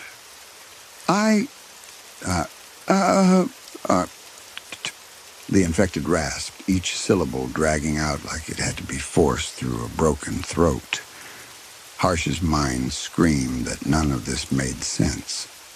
Infected don't complain. They don't announce pain. They don't speak like people. Then another infected burst up through the stairwell behind it and slammed into it, driving it down and smashing its head into the concrete. Again and again. Bone split. Flesh collapsed. The female infected still moved. Its eyes found Harsh. Shit. It rasped again. Harsh shouted, "Hey!" without thinking. It was a stupid sound to make, a stupid way to draw attention. The infected turned toward him. It charged. Harsh raised the pipe just in time. It swung at him. He blocked. He countered, driving the pipe straight into its face.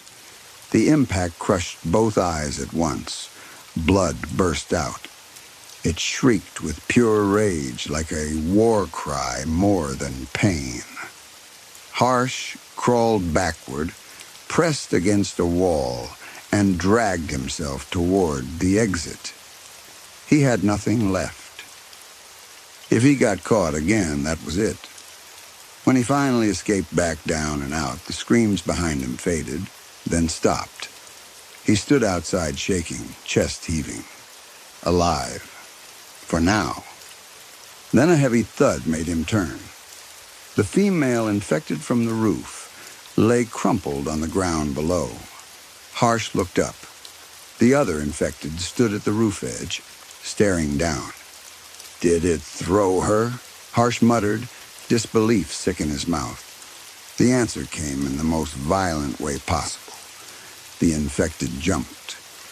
It hit the ground head first with the force that should have killed anything living. The impact sprayed blood and crushed bone. Even from where Harsh stood, the sound made his stomach turn. It was over. Harsh doubled over and vomited until his throat burned. He forced himself onward. He found the supply drop. A torn parachute was snagged against the building. Beneath it, an unopened container sat like a gift nobody had lived long enough to claim. It was close enough to touch. Yet Harsh felt like crossing the open space to reach it would expose him in a way he couldn't survive. He scanned. Nothing moved. Then a person stepped into view, walking toward the container. A man. Tall, unnaturally thin, hollow-eyed. He looked alive, but barely, like the line between him and death was thin enough to tear. Harsh pressed himself against the wall and watched. The man struggled with the container lid. It groaned open halfway. Harsh stepped out with hands raised, palms open. The man noticed him instantly and recoiled, drawing a knife. "Wait," Harsh said softly. "I'm not here to hurt you. I need food and water. I have a family." The man aimed the knife at him. "This is mine. I'm not sharing." "Please," Harsh said. "There's enough." The man's hand shook. Not fear, weakness. He looked half-starved. Harsh stepped closer anyway because desperation makes you stupid. The blade skimmed Harsh's forearm. Pain flared sharp and shallow. "I told you," the man hissed. Anger surged. Harsh grabbed a rock and threw it. The man raised his arms to protect his face, and Harsh rushed him, kicking him in the chest and slamming him back into a fence. The man slid down gasping. They fought again. The knife came back up. Harsh got knocked down. The man tried to bring the blade to Harsh's throat. Harsh shoved up with both hands, the knife hovering inches above his skin. Then they both heard a screech. An infected stood down the street, staring at them. It sniffed the air, head tilting. Then it screamed again and sprinted toward them with jerky, broken movement. Harsh's attention locked onto the infected. That's when the man attacked him again. He slammed Harsh against the container. Harsh's vision blurred. "Serves you right," the man spat. "Getting fed to that aggressor is what you deserve." But the man's eyes weren't on Harsh. They were looking up. A shape dropped from above the container. The infected slammed onto the man and tore into him. The man's screams cut off fast. In seconds, he was being ripped apart. Harsh understood something awful then. The infected went for the one in the open. Harsh had been in its blind spot. The man's aggression had saved him. Harsh grabbed the fallen knife and drove it into the infected skull. Again and again until it finally stopped moving. He loaded the supplies onto a broken cart and pushed it home, scanning constantly, expecting another screech, another set of rattling teeth. He reached his building. Relief hit hard enough to make him weak. Then he saw a mangled body nearby and panic flared again. If one was dead, where was the other? The answer emerged from the building's shadow like it had been waiting. The remaining infected stepped out slowly, watching him. Harsh's throat tightened. He could barely breathe. He forced himself inside with the supplies. Jaya opened the door and collapsed into relief, crying, helping him drag the boxes in. She wanted to hold him. She wanted to ask questions. Harsh didn't have time. His vision was dimming. His body felt wrong, heavy, sick. A terrible certainty was growing in him, like something inside his blood was rearranging. The sound crawled out of his own mouth, broken and wrong. Harsh froze. That voice. It was the same voice he'd heard from infected mouths. The realization hit like a blade. The problem wasn't outside anymore. It was in him. Jaya hugged him and kissed him, desperate, shaking, trying to hold him in place as if love could keep him human. Harsh gently pushed her away. He looked toward Shravia's bedroom door. His daughter was asleep. Thank God, he thought. Thank God she won't see this. He turned toward the window. For a moment, he wondered how they would survive without him. Then another thought came, strangely calm. They would. Somehow. For now. Chaya would find a way because she always did. Harsh climbed. The railing snapped as he vaulted over it. The fall felt slow and quiet, like the world had finally stopped running. As the ground rushed up, he remembered that first day. The eagle, the impossible plunge, the beginning. Now he was part of the ending too. Another consequence, another casualty. He wasn't afraid, just disappointed. Disappointed that he never said it clearly enough. That he loved them. That he always would. His body struck the ground. His eyes opened. He saw himself crawling. For a split second, confusion flickered. How am I still moving? Until the truth settled in a way that broke him. He wasn't alive, not in the way he used to be. He was trapped inside a body that no longer belonged to him. He could see, he could feel, he could think, but he couldn't control the movement. His ruined form dragged itself forward, pulled by hunger and instinct he didn't agree with. Loneliness crushed him like weight. He wanted to stop, to lie still, to finally rest. But his body kept crawling. And then he understood the worst thing of all. Every infected person was still inside, every one of them, watching, feeling, screaming silently while their bodies betrayed them.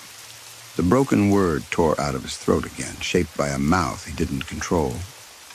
H-E-P.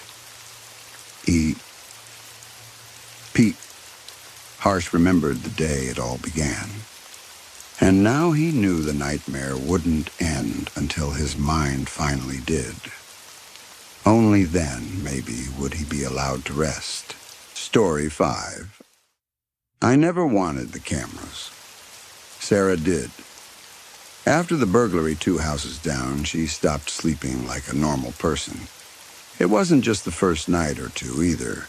For weeks, she kept waking up at every little sound. If the wind pushed a branch against the siding, she'd sit up in bed and stare at the dark like she was waiting for a hand to reach through it. If a car door slammed somewhere on the street, she'd whisper my name as if I could somehow fix it by being awake. "Just the doorbell and 2 inside ones," she said one evening, holding up her phone like it was the answer to everything. "Ring. Cheap.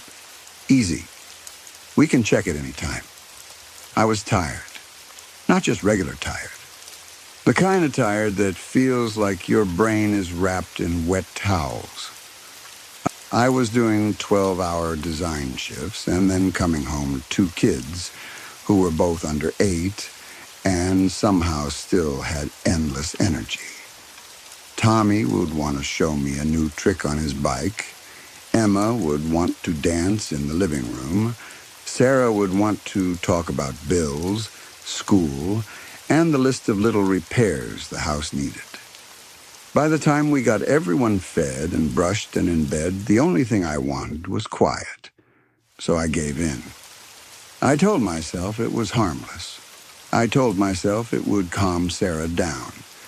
I told myself it would be nice to have a doorbell camera anyway, because we were always missing packages. 20 minutes on the app, a few screws, and suddenly we were safe. The first week really was boring in a good way. Tommy rode his bike in the driveway after school until the streetlights came on. Emma spun in the living room to the same song she loved, wearing a blanket like it was a cape and laughing at her own shadow. Sarah would wave at the doorbell cam when she brought in the mail, like it was a little joke between her and the camera. I'd open the app at work the way some guys check sports scores. The feeds would show nothing most of the time. A quiet living room, a still kitchen, a backyard fence moving slightly in the wind. Normal, comforting. I didn't realize how quickly comforting could turn into obsessive. I didn't realize how easy it is to start trusting a camera more than your own memory. It started on Tuesday. the night I worked late. I remember the time because the alert is still burned into my head. 9:47 p.m. My phone buzzed on my desk, and I saw the motion notification for the living room camera. I wasn't surprised. The kids were probably still up. Sarah sometimes let them stay awake if she was tired and didn't feel like arguing. I opened the live feed expecting to see the couch empty and the TV flickering in the dark. Instead, I saw Sarah sitting cross-legged on the floor, helping Emma build a block tower. Tommy was sprawled beside them, laughing at something on his tablet. The scene felt warm and normal, like the kind of moment I always missed when I was stuck at work. The timestamp said it was live. It said they should have been asleep for an hour. I smiled anyway. It was cute. I texted Sarah right away. "You guys are night owls tonight," she replied instantly, which was normal for her. "Kids have been down since 8. I'm already in bed reading. Drive safe." I stared at the two messages. Then I looked back at the video. On screen, Sarah looked up straight at the camera and smiled. Not a big smile. A tight little smile. The one she does when she's pretending everything is fine. The same tight smile she had the night we found out Emma needed surgery and Sarah didn't want to cry in front of the kids. My stomach did something slow and heavy. I refreshed the feed. It stayed the same. Sarah's on-screen face didn't move for a second, like she was holding the smile longer than normal. Then she looked back down at the blocks and kept building with Emma like nothing was wrong. I told myself it was a glitch, cloud lag, a wrong date stamp. Maybe the app was showing me an older clip by mistake. I didn't want to think harder than that because thinking harder meant the story would change into something I couldn't handle. But Sarah's reply was still on my screen. Kids asleep, she in bed. That was a normal, reasonable answer. And the camera showed a different version of my house. When I got home, everything was dark and quiet.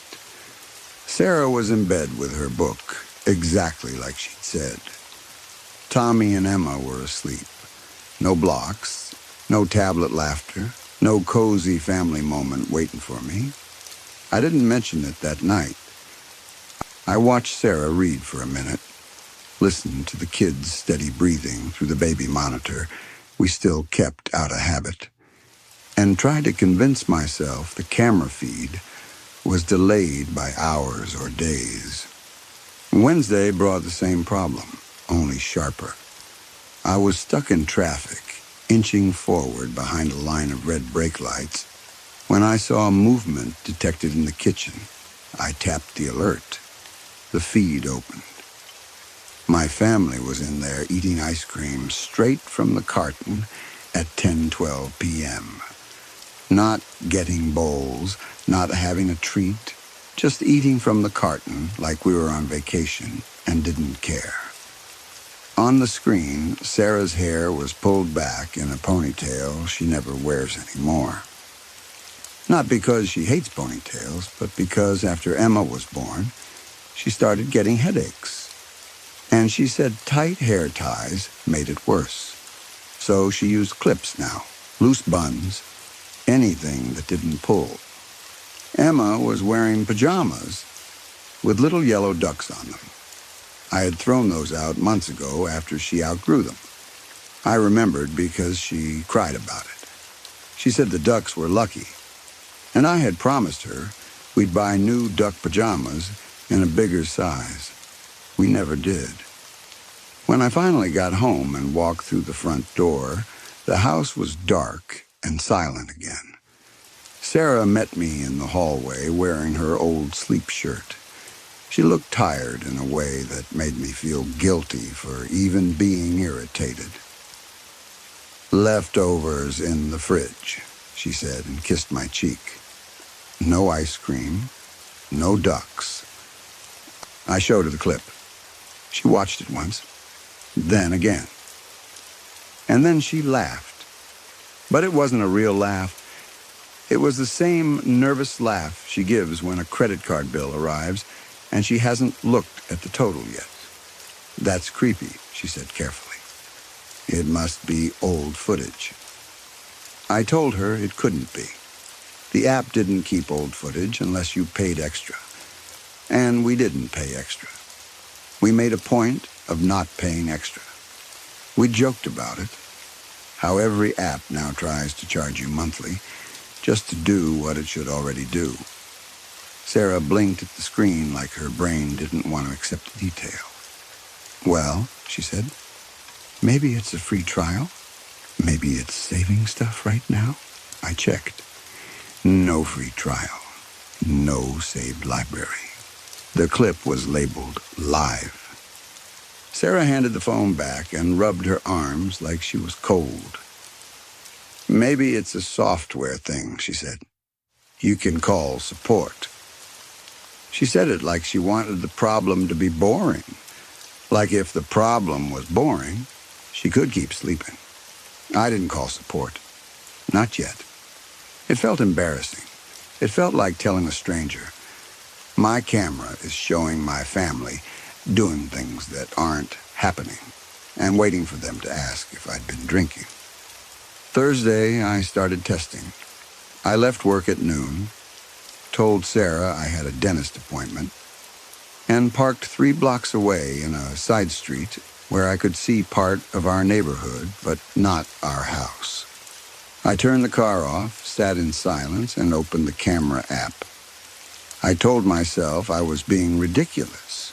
I told myself I was wasting time. But my hands kept sweating, and my heart kept tapping in my chest like it already knew I was right to be afraid. At 9:03 p.m., motion was detected on the backyard camera. I tapped it. There they were, my family, playing flashlight tag in the yard as if it were summer instead of a cold October night. Tommy's laugh came through the speaker, bright and clear. Sarah called his name in that sing-song voice she uses when she's annoyed but trying not to sound harsh. I watched myself step out the back door on camera. Me, smiling and holding the flashlight. The same way I smile when I'm tired but pretending I'm having fun because the kids want me. The same way I hold a flashlight because I'm the one who always finds batteries and knows where the good ones are. Except I was sitting in my car 3 blocks away, hands locked on the steering wheel, heart racing so hard I could feel it in my teeth. I didn't breathe for a full 10 seconds. I counted without meaning to. 1, 2, 3. My throat felt tight, like it was trying to close. Then I drove home. I drove too fast through my own neighborhood, tires whispering on the road. I pulled into the driveway with a kind of panic that makes you think you might find something terrible. The real house was quiet. Sarah was folding laundry on the couch with the TV on low, the way she does when she's trying to relax. Tommy and Emma were already in bed. No flashlights, no running feet, no cold air full of laughter, no me outside. I didn't sleep that night. I lay in bed staring at the ceiling fan while it turned slowly. Sarah slept beside me, her breathing steady. I felt like I was outside my own life, looking in through a window. By Friday, I was doing dumb rituals because that's what people do when they don't know how to fix something. I deleted the camera app in the morning and reinstalled it at night. I logged out and logged back in.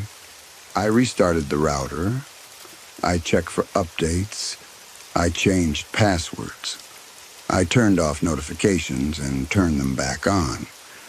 I even climbed a step ladder and checked the camera angles. as if the physical placement could explain what the feeds were showing. Nothing changed. If anything, the footage got clearer. The image quality sharpened. The sound came through better. The lighting looked too perfect, like a version of my house filmed by someone who knew how to stage a scene. I started calling them the replacements in my head. Not out loud. I didn't want to say it out loud. Saying it out loud would make it real in a way I couldn't take back. But in my mind, that's what they became. Replacements, copies, something wearing our lives like a costume. And I started to realize something worse. They noticed the cameras, not at first. At first, they acted like the cameras weren't there, like they were being watched by something they didn't care about. But after a few days, the replacement, Sarah, started looking up toward the lens more often, holding eye contact a little longer, smiling in that tight way that felt like a warning. Saturday night, I told Sarah I was going up to the attic to organize Christmas decorations. It wasn't even a full lie. The attic did have Christmas decorations, but I didn't go up there to organize anything. I went up there to hide. I climbed the pull-down ladder and felt the attic air hit my face, stale and dry. The insulation smell clung to everything. I pulled myself up and closed the hatch behind me, leaving it cracked just enough that I could hear the house below. I crouched behind a box of old photo albums, with my phone brightness turned all the way down. My heart kept pounding like I was doing something illegal. At 11:19 p.m., every camera triggered at once. One alert, then another until my phone was buzzing nonstop like an angry insect. I opened the app and tapped live view. Sarah was in the living room, staring directly into the lens. Not my Sarah, who was asleep downstairs in our bed. The other one. Her eyes looked too wide. Her face looked almost right, but not quite. Like someone had practiced being her. Like someone had studied her expressions and memorized them without understanding the feeling underneath. Behind her, the replacement kids stood perfectly still. Tommy and Emma, except not. They were in the right shapes, the right heights, the right clothes, but their heads were tilted at the exact same angle, like dolls on a shelf. They weren't fidgeting. They weren't blinking the way kids blink. They looked like they were waiting for a cue. Then they started walking toward the camera. Slowly. Together. The way people walk when they're pretending to be calm but are actually sure they're about to win. My throat went dry. My fingers tightened around the phone until it hurt. Then I heard footsteps below me. Real footsteps. Light. Careful. My stomach dropped. It felt like the air in the attic got thinner. Sarah's voice floated upward, soft and normal, the way she talks when she's trying not to wake the kids. "Alex," she called. "You okay up there?" I held still. I didn't answer. I couldn't. On the phone screen, the replacement, Sarah lifted one finger to her lips. Shush. She was shushing me, even though I hadn't made a sound. Then she pointed straight at the lens, straight at me, and mouthed 3 words.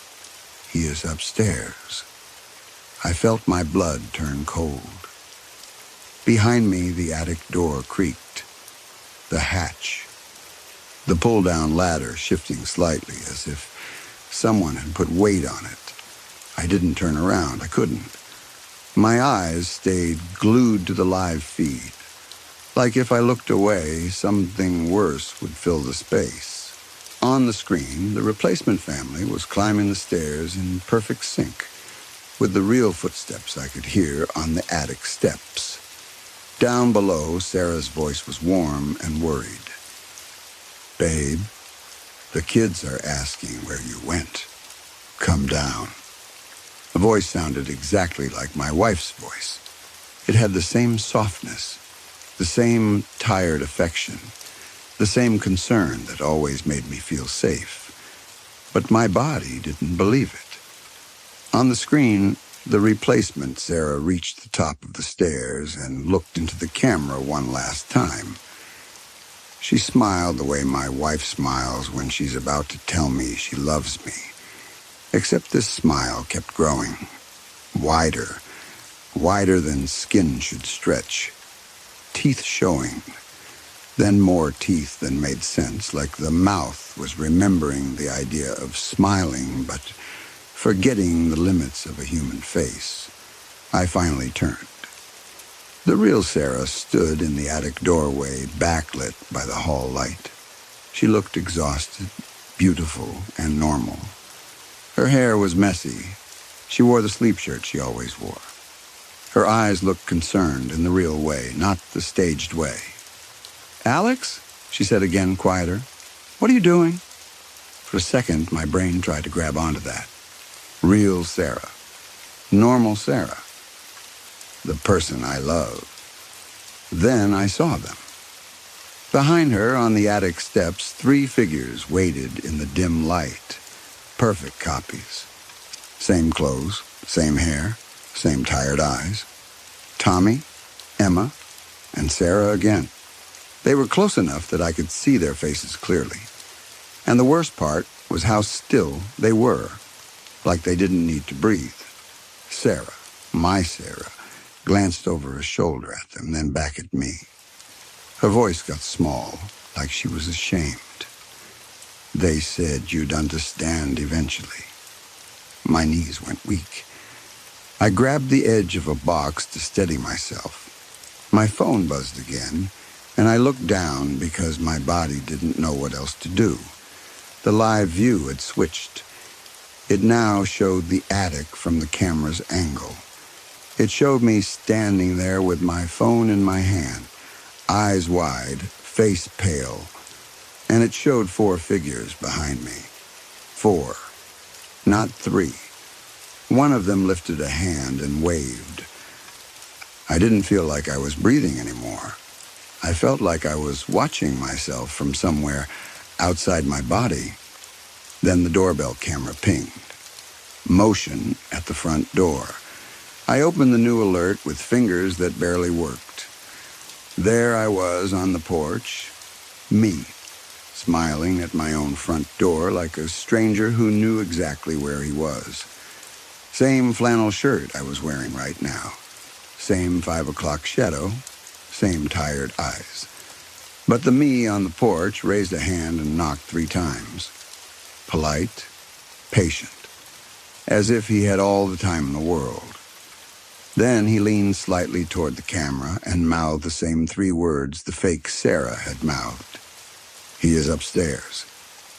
Downstairs, I heard the real front door open. Not on the camera, in the house. A slow hinge sound. A soft click. The kind of sound that says, someone just came in. The app chimed again with a new motion alert inside the house. They were moving. They were coming up. I closed the app. I didn't need to watch anymore. Watching didn't protect me. Watching didn't change anything. Watching only showed me the truth I wasn't ready to hold.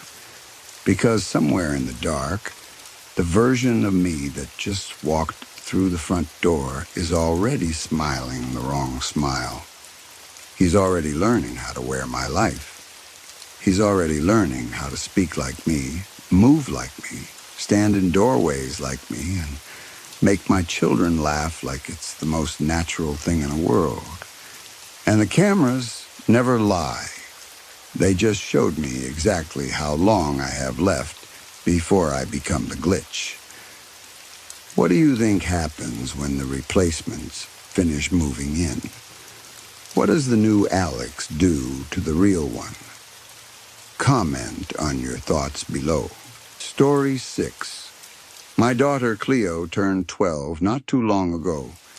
She has lived in this house her entire life, and now we're moving out.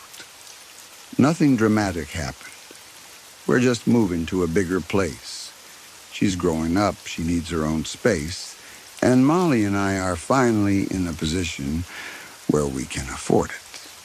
Still, while we're packing boxes and talking about paint colors for the new place, I keep thinking about something that happened here when we first moved in. I've never written it down. I've only told bits and pieces of it, usually late at night when Molly and I couldn't sleep, and the house felt too quiet. But I want to put it into words before we leave, because I don't think I'll ever fully understand it. And I don't want to pretend it didn't happen. Back then, Cleo was almost 1. She was still at that age where she could go from laughing to screaming in the time it took to blink. Molly and I were working nonstop. We both had full-time jobs, and I had a remote part-time gig on weekends that helped with bills. We were exhausted in that normal young family way, the kind of tired you accept because you chose this life and you love your kid, and you keep telling yourself you'll catch up on sleep later. We had just moved to a house on the northern edge of Tornado Alley. We weren't in the middle of the worst area, but we were close enough that every spring and summer came with warnings and weather maps on the news. The neighborhood itself was quiet. 5 houses at the end of the street. Same style homes, different paint colors. Ours was the green one. The house was an 80s brick-and-mortar type of place. 1 floor, separate garage, solid outer walls, cheaper interior stuff. You could stand in the hallway and feel heat from the kitchen through the thin faux wood wall panels. But it had a real concrete storm cellar. That was one of the reasons we liked it. A heavy metal door, steps down into 3 rooms, and enough space to ride out bad weather. We got the house cheaper than we expected. And at the time, we thought we'd just gotten lucky. The first problem showed up in the first month. The storm cellar had cracks in the northernmost wall. Not huge cracks, not something that looked like it would collapse immediately, but enough that you could see a slight bulge in one section, like the wall had taken a slow punch from the outside. We had a guy come out to look at it. He said it wasn't an emergency, but it needed reinforcement if we wanted to use the cellar safely over the years. We planned to fix it soon. We didn't have the money to do everything at once, and we were new parents, so the list of things we'll handle later was always growing. Still, I was glad we caught it early. While we were sorting out the cellar issue, we got our first real reminder of where we lived. Across the state line to the south, people were bunkering down for tornado warnings. For us, the forecast was just a nasty storm. Strong winds, heavy rain, the kind of thing that knocks down branches and floods ditches and makes your lights flicker. The day the storm was supposed to hit, one of our neighbors came by. Clyde. Clyde was the kind of guy who felt like he'd been built to live in one place his whole life. Salt of the earth, friendly, always outside doing something. He was a couple of years from retirement, and he had the shape of a walking meatball in a baseball cap. But he moved like he had endless energy. Gardening, carrying things in and out of the garage, fixing something on his roof, waving at you like he'd known you forever. He walked up to our porch and handed me a walkie-talkie. "Everyone on the street has one," he said, "just so we can stay in touch if things get bad." "You guys thought of everything," I said, smiling. Stay prepared. You don't gotta get prepared, he said. Boy Scouts? I asked. YouTube, he said, and winked. He patted my shoulder and lumbered back down the walk like he'd done his good deed for the day. The walkie-talkie wasn't expensive. It was basic, a preset channel, but it felt solid in my hand. It made the neighborhood feel like a team. Not long after, Molly called out from the kitchen. She'd seen the first drops of rain on the window. The sky was already darkening. The clouds looked thick and low, like the whole world was being pressed down. I went down to the storm cellar to prepare. It wasn't a full finished space yet. One of the rooms was going to become a laundry room once we fixed the wall, but for now it was just storage and concrete, and that big old locker in the far room near the bulging wall. I assumed the fuse box was inside that locker. It looked ancient, and the warning stickers were faded, so I didn't touch it. I just noted where it was in case we lost power. I brought down an air mattress, a cooler with drinks and snacks, baby food, and anything we might need for a long night. Cleo had a small travel cot we used when we visited family. It went in the corner. Not comfortable, but safe. I tested the walkie-talkie. Clyde answered right away. Then a couple of other neighbors answered, too. An older woman joked that she'd bring us a casserole after the storm, and a grumpy, middle-aged guy reminded everyone that the channel was for emergencies only. When I came back upstairs, Molly was still standing by the kitchen window staring out. She had this look sometimes, like she was seeing a detail I missed. Her eyes would narrow slightly, her head angled like a cat watching something move. You all right? I asked. Yeah, she said, but she didn't turn around. I just don't like how it looks. The wind picked up fast after that. It went from normal breeze to something that pushed at the house. I changed Cleo, packed what we needed, and pulled Molly away from the window. We went out back to the storm cellar door. The metal door was thick and heavy, tilted at an angle.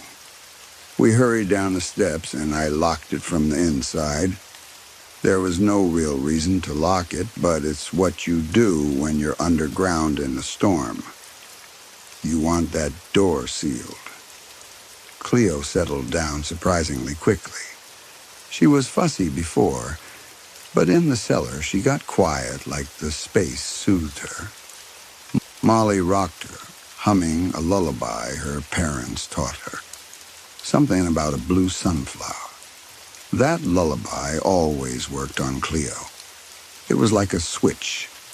The wind above us kept rising. I could hear it cutting around the corner of the house and rattling the gutters. Rain started hitting the cellar door, then it shifted, and the sound changed as the rain turned sideways. Down in the cellar, the air felt still and close, but safe. At first, everything was calm. We sat together. Molly dozed off with Cleo in her arms. I stayed awake near the walkie-talkie, listening. I wasn't expecting anything, but someone had to be the alert one. Then things got bad, quickly. Neighbors started talking over each other. Even the grumpy guy was suddenly active. Tree in my yard's about to go, someone said. Fence is shaking like crazy, another voice said. Clyde kept doing roll calls, checking that everyone was still okay. He sounded steady, like this wasn't his first storm. Every hour he'd ask each house to respond. When one person didn't answer, Clyde got worried. Old guy down the street lives alone, Clyde said, surrounded by floppy disks and TV dinners. I'm going to check on him. A couple of people protested, telling him not to go out in weather like that, but Clyde wouldn't listen. He said he used to be an Army medic, and he wasn't going to let an older neighbor sit alone if something was wrong. Molly woke up briefly and looked at me like she was listening to something inside her head. "Did they say anything?" she whispered. "About what?" I asked. "About what's going on up there." "It's rough," I admitted. "Clyde is heading out to check on someone." Molly nodded slowly. Then she looked upward, like she could see through the concrete ceiling. "I don't know," she whispered. "I've got this bad feeling. Like today is special." Right then, the big locker in the far room made a strange noise. A metallic groan followed by a soft thud. It made the hair on my arms lift. I told myself it was the house settling, the storm pressing on the foundation, old metal reacting to temperature changes, anything. But it didn't sound like the building. It sounded like something inside the locker shifting. The storm went on and on. It didn't fade quickly the way some storms do. It kept pressing at the house like a steady hand. Every now and then there was a scrape against the outside wall, or a heavy bang like something fell in the yard. Clyde eventually came back on the walkie-talkie, and his voice was different. He sounded winded, shaken. "Someone broke in," he said. "Front door's busted. Place is turned upside down." The grumpy guy swore under his breath. The older woman told everyone to lock doors and windows. Clyde said there was blood on the floor, but no one there. He'd called the police, but they couldn't come out until the storm passed. While everyone was reacting, one voice cut through. A man, not someone I knew well yet. He'd spoken earlier in the day, but I couldn't place his house. "Someone's knocking," he said, trying to speak over the other voices. "Someone's knocking on my door." "Don't open," Clyde said instantly. "You stay right where you are. Storm's bad. I barely made it back.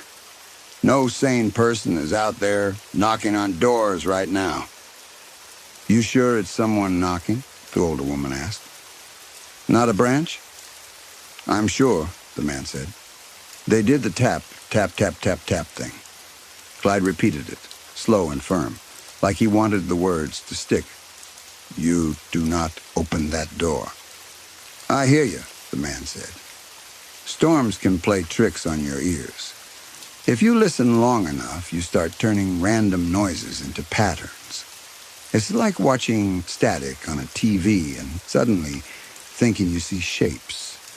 The storm becomes almost alive if you let your brain do that." Cleo woke up and fussed. I fed her and walked her around to keep her quiet, letting Molly sleep. I tried to keep my mind calm, but I kept thinking about Clyde finding blood in a neighbor's house. I kept thinking about someone knocking in a storm, using a deliberate pattern. That tapping sounded like a choice, not like wind. As I walked past the bottom of the cellar stairs, I paused and tilted my head. Was that a knock? I stood still, holding Cleo, listening through the concrete and metal. Up on the walkie-talkie, the older woman said she thought she'd heard knocking, too. Another neighbor said they did as well. Then one of the voices stopped responding entirely. People tried to be rational about it. Batteries die, people fall asleep, walkie-talkies get dropped. Clyde wasn't buying it. If someone ain't responding, something's wrong, he said. My walkies are fine. He's been here all day. Why would he go silent now? Didn't he say he heard a knock too? The older woman asked. That don't mean anything, the grumpy guy said. Just be prepared. I'm calling the police again, Clyde said. Soon as the weather clears. I want cars lining the street. I didn't know what to believe. Then I checked on Molly and noticed she was mumbling in her sleep. That was strange. Molly was a heavy sleeper. She didn't talk in her sleep. I leaned closer and realized she wasn't just mumbling nonsense. She was saying words. "Come in," she whispered. "Come in." A cold feeling went through me. I backed away, watching her face. Her eyes stayed closed. Her breathing stayed calm. She looked peaceful, like she had no idea what she was saying. As the hours passed, fewer voices came through the walkie-talkie. Maybe people fell asleep. Maybe they turned it off. But it felt like something else was happening. Clyde sounded tense, but he wouldn't go back out in the storm again. "I'm telling you, there's something out there," he said. There were tears in the wallpaper. Kitchen door pulled off the hinges. Someone went berserk in that house. "You sure it wasn't the storm?" I asked quietly. "No," Clyde said. "A storm don't break down a front door and flip the living room." I was about to answer when I heard it again, clear this time. I took my thumb off the walkie-talkie button and held still. Tap, tap, tap, tap, tap. It came from above us, from the storm cellar door. My mouth went dry. I didn't move for a few seconds. I told myself I was imagining it. Then it came again. Harder. Twice. Molly stood up in the other room. She was holding Cleo tight and walking toward the stairs, eyes closed, like she was sleepwalking. Her lips moved. "Come in." "Honey," I said, trying to keep my voice gentle. "What are you doing?" I put a hand on her shoulder. Her eyes blinked open like a light turning on. She looked at me, confused, then looked around as if she didn't know where she was. "What?" she said. "You were going upstairs," I said. She frowned slightly. It felt like the right thing to do. "What are you talking about?" She rubbed her face with one hand. "I'm tired. I'm sorry. Don't listen to me." She turned back toward the mattress and sat down. The moment she did, the knocking came again, louder and more demanding. I went up the steps and put my hand on the lock. It was still locked, but the door itself rattled slightly as the wind pushed at it. Through the metal, I thought I could hear something else. Not quite breathing, but heavy presence. Like something was close enough that the air on the other side was warmer, thicker. I stood there too long listening, and the longer I listened, the less I trusted my own ears. I went back down and whispered into the walkie-talkie. "Clyde, you there?" "Yeah," he answered. "What's up?" "There's someone out there," I said.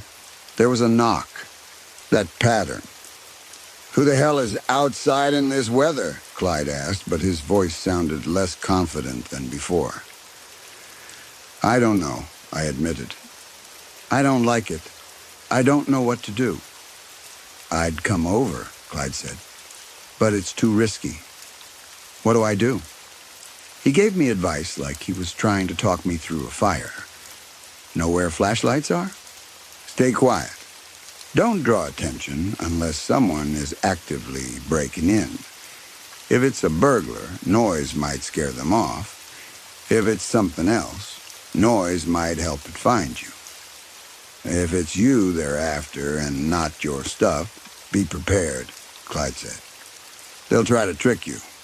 Pull power, make a noise, anything. Don't fall for it." "Trick me how?" I asked. Right as I said it, a new sound cut through the wind. My car alarm. I asked Clyde if he could see my driveway from his place. He could, faintly, through the storm. "It's on its side," he gasped. "Driver's side." No other car on the street was flipped. just mine.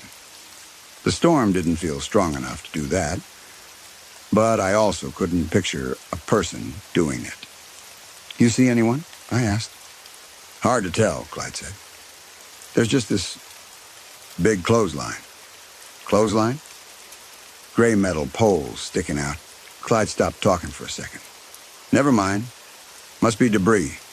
It's gone. I can't see anything. Rain's too thick. We didn't have a clothesline. We planned to put in the laundry room. That detail stuck in my mind and wouldn't let go. Over the next hour, the noises upstairs started. Glass shattering, something scraping, footsteps, furniture falling, a door slamming. It sounded like someone was tearing through our house. Molly and Cleo slept through it, which should have felt like a blessing, but it didn't. It felt unnatural. Molly's earlier sleepwalking made me feel like she wasn't fully herself, like the storm cellar wasn't keeping everything out. I tried to listen to Clyde, but his voice became harder to hear through the growing noise above. He kept telling me to stay quiet, to wait, to let whoever it was take what they wanted and leave. Then the power cut out. The storm cellar lights died, and the darkness hit fast. Molly, I whispered. No answer. I fumbled for my flashlight and pressed the walkie-talkie button. Power outage, I said. Is it just me? No, Clyde said immediately. It's just you. You know where the breaker is? Yeah, I said. And then I turned my flashlight toward the big locker in the far room. It's right here. There was a pause on the line. No, it ain't, Clyde said. Breaker's by the back door. You sure? Our houses are built the same, he said. Breaker's by the back door. That meant I'd have to go upstairs to restore power. It also meant the locker wasn't what I thought it was. I stood still, flashlight beam shaking slightly on the metal. Then the knock came again. Tap, tap, tap, tap, tap. A gust of wind suddenly rushed down the cellar stairs. Cold air slammed into me like a wave, and in that moment I realized the storm cellar door was open. Wide open. I ran up a few steps and swept my flashlight around. The door at the top was open to the storm. Rain and wind poured down the stairwell. The lock didn't matter because the door wasn't even closed. I turned and swung the flashlight through the cellar rooms. Molly, I called. No answer. I checked the mattress. Empty. I checked the corner where Cleo's cot was. Empty. My stomach dropped so hard I thought I might throw up.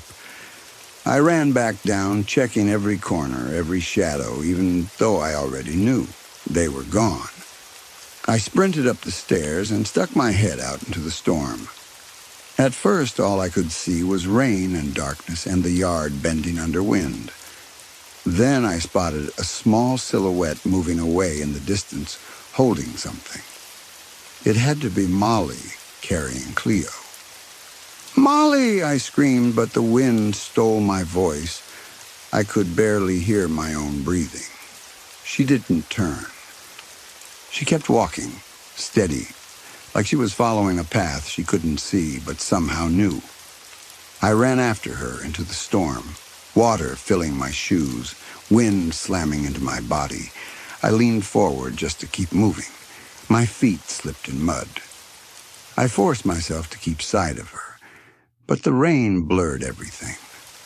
Sometimes she vanished for a second and then reappeared farther ahead, and each time I felt panic spike. I didn't know the area well yet, but I knew there was a wheat field straight ahead, and a storage shed out there, the kind farmers keep tools in. It was the only structure in that direction. In the moments where I lost sight of her, I aimed for the shed, convinced that had to be where she was going.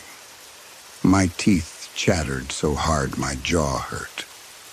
My hands felt numb. I couldn't think clearly. There was no world where my Molly would take our baby into a storm like that. No world where that choice made sense. The walkie-talkie crackled in my pocket, but I couldn't spare a hand to answer.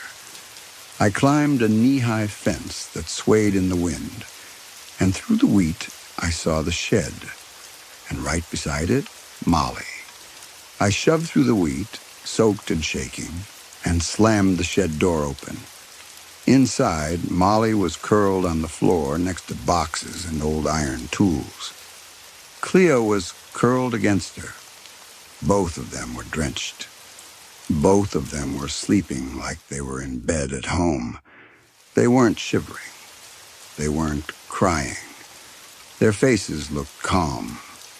I dropped to my knees and wrapped my arms around them, whispering into Molly's wet hair. "What were you thinking?" Molly didn't wake. She shifted slightly and muttered, as if answering in a dream, "Mothers know." The shed door swung wider behind me as the wind grabbed it. I turned and tried to pull it closed, but something snagged it. The wind slammed it again, and my heart jumped. Then I heard something through the storm, a rhythm that didn't match wind or rain. Footsteps. There was a movement outside the shed window, just a flicker in my peripheral vision. I grabbed the closest thing I could find, a spade from a shelf, and held it like it meant anything. My hands cramped around the handle. Another thump came from above. Something was on the roof. Then I saw it. A hand. A big gray hand reaching down from the roof, down the front of the shed. The arm was impossibly long, thin like a pole, with a strange, single-jointed look to it. Not built like a normal limb. I couldn't move. I couldn't breathe properly. The hand reached the open door and gently closed it. Not slammed. Not yanked. Gently, as if it knew exactly how much force to use. The door shut with a firm click. Seconds later, I heard something climb down, a sound dull and heavy, not like boots, not like claws. Molly stirred and murmured, still asleep. Thank you." Something answered, not with a voice, but with that same knocking pattern, right there against the shed wall. Tap, tap, tap, tap, tap. I sat beside Molly and Cleo for hours while the storm slowly faded. The shed held steady. It had survived decades of bad weather, and it didn't even shake much. I stayed awake, spade in my hands, listening to the wind outside and the strange quiet between gusts. Around 4 a.m., Clyde came through on the walkie-talkie. Police were coming as soon as roads cleared. Other people had called about disturbances, break-ins, homes torn apart. Nobody reported missing family members. The grumpy guy was accounted for. The older woman was accounted for. Clyde sounded exhausted, but relieved that so far no one had been hurt. When Molly finally woke up, she looked around like she couldn't place where she was. "I had the strangest dream," she said, yawning. "Where are we?" On the walk back, daylight showed the damage clearly. Our back door had been torn through. The house was ransacked. Furniture tipped. Glass everywhere. It looked like something had searched every room with anger, not just for valuables. Molly refused to bring Cleo inside. She didn't want her near broken glass.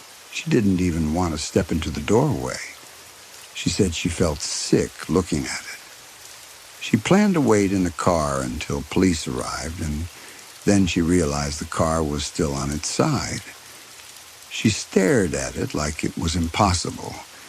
She ended up going to Clyde's house with Cleo while I went down to the storm cellar to get baby supplies and check what had happened. A few steps down the stairs, I saw blood, a trail of it, smeared and dark against concrete. I turned on my flashlight and moved carefully, keeping my boots away from the red trail. At the bottom of the stairs, the blood turned sharply right, straight to the storage locker. The same locker I'd thought was a breaker box. I opened it. There was a man inside, or what was left of one. I don't even know how to describe it cleanly. The body was destroyed, limbs in pieces, skin around the face peeled back in strips. It didn't look like an accident. It looked like violence with purpose.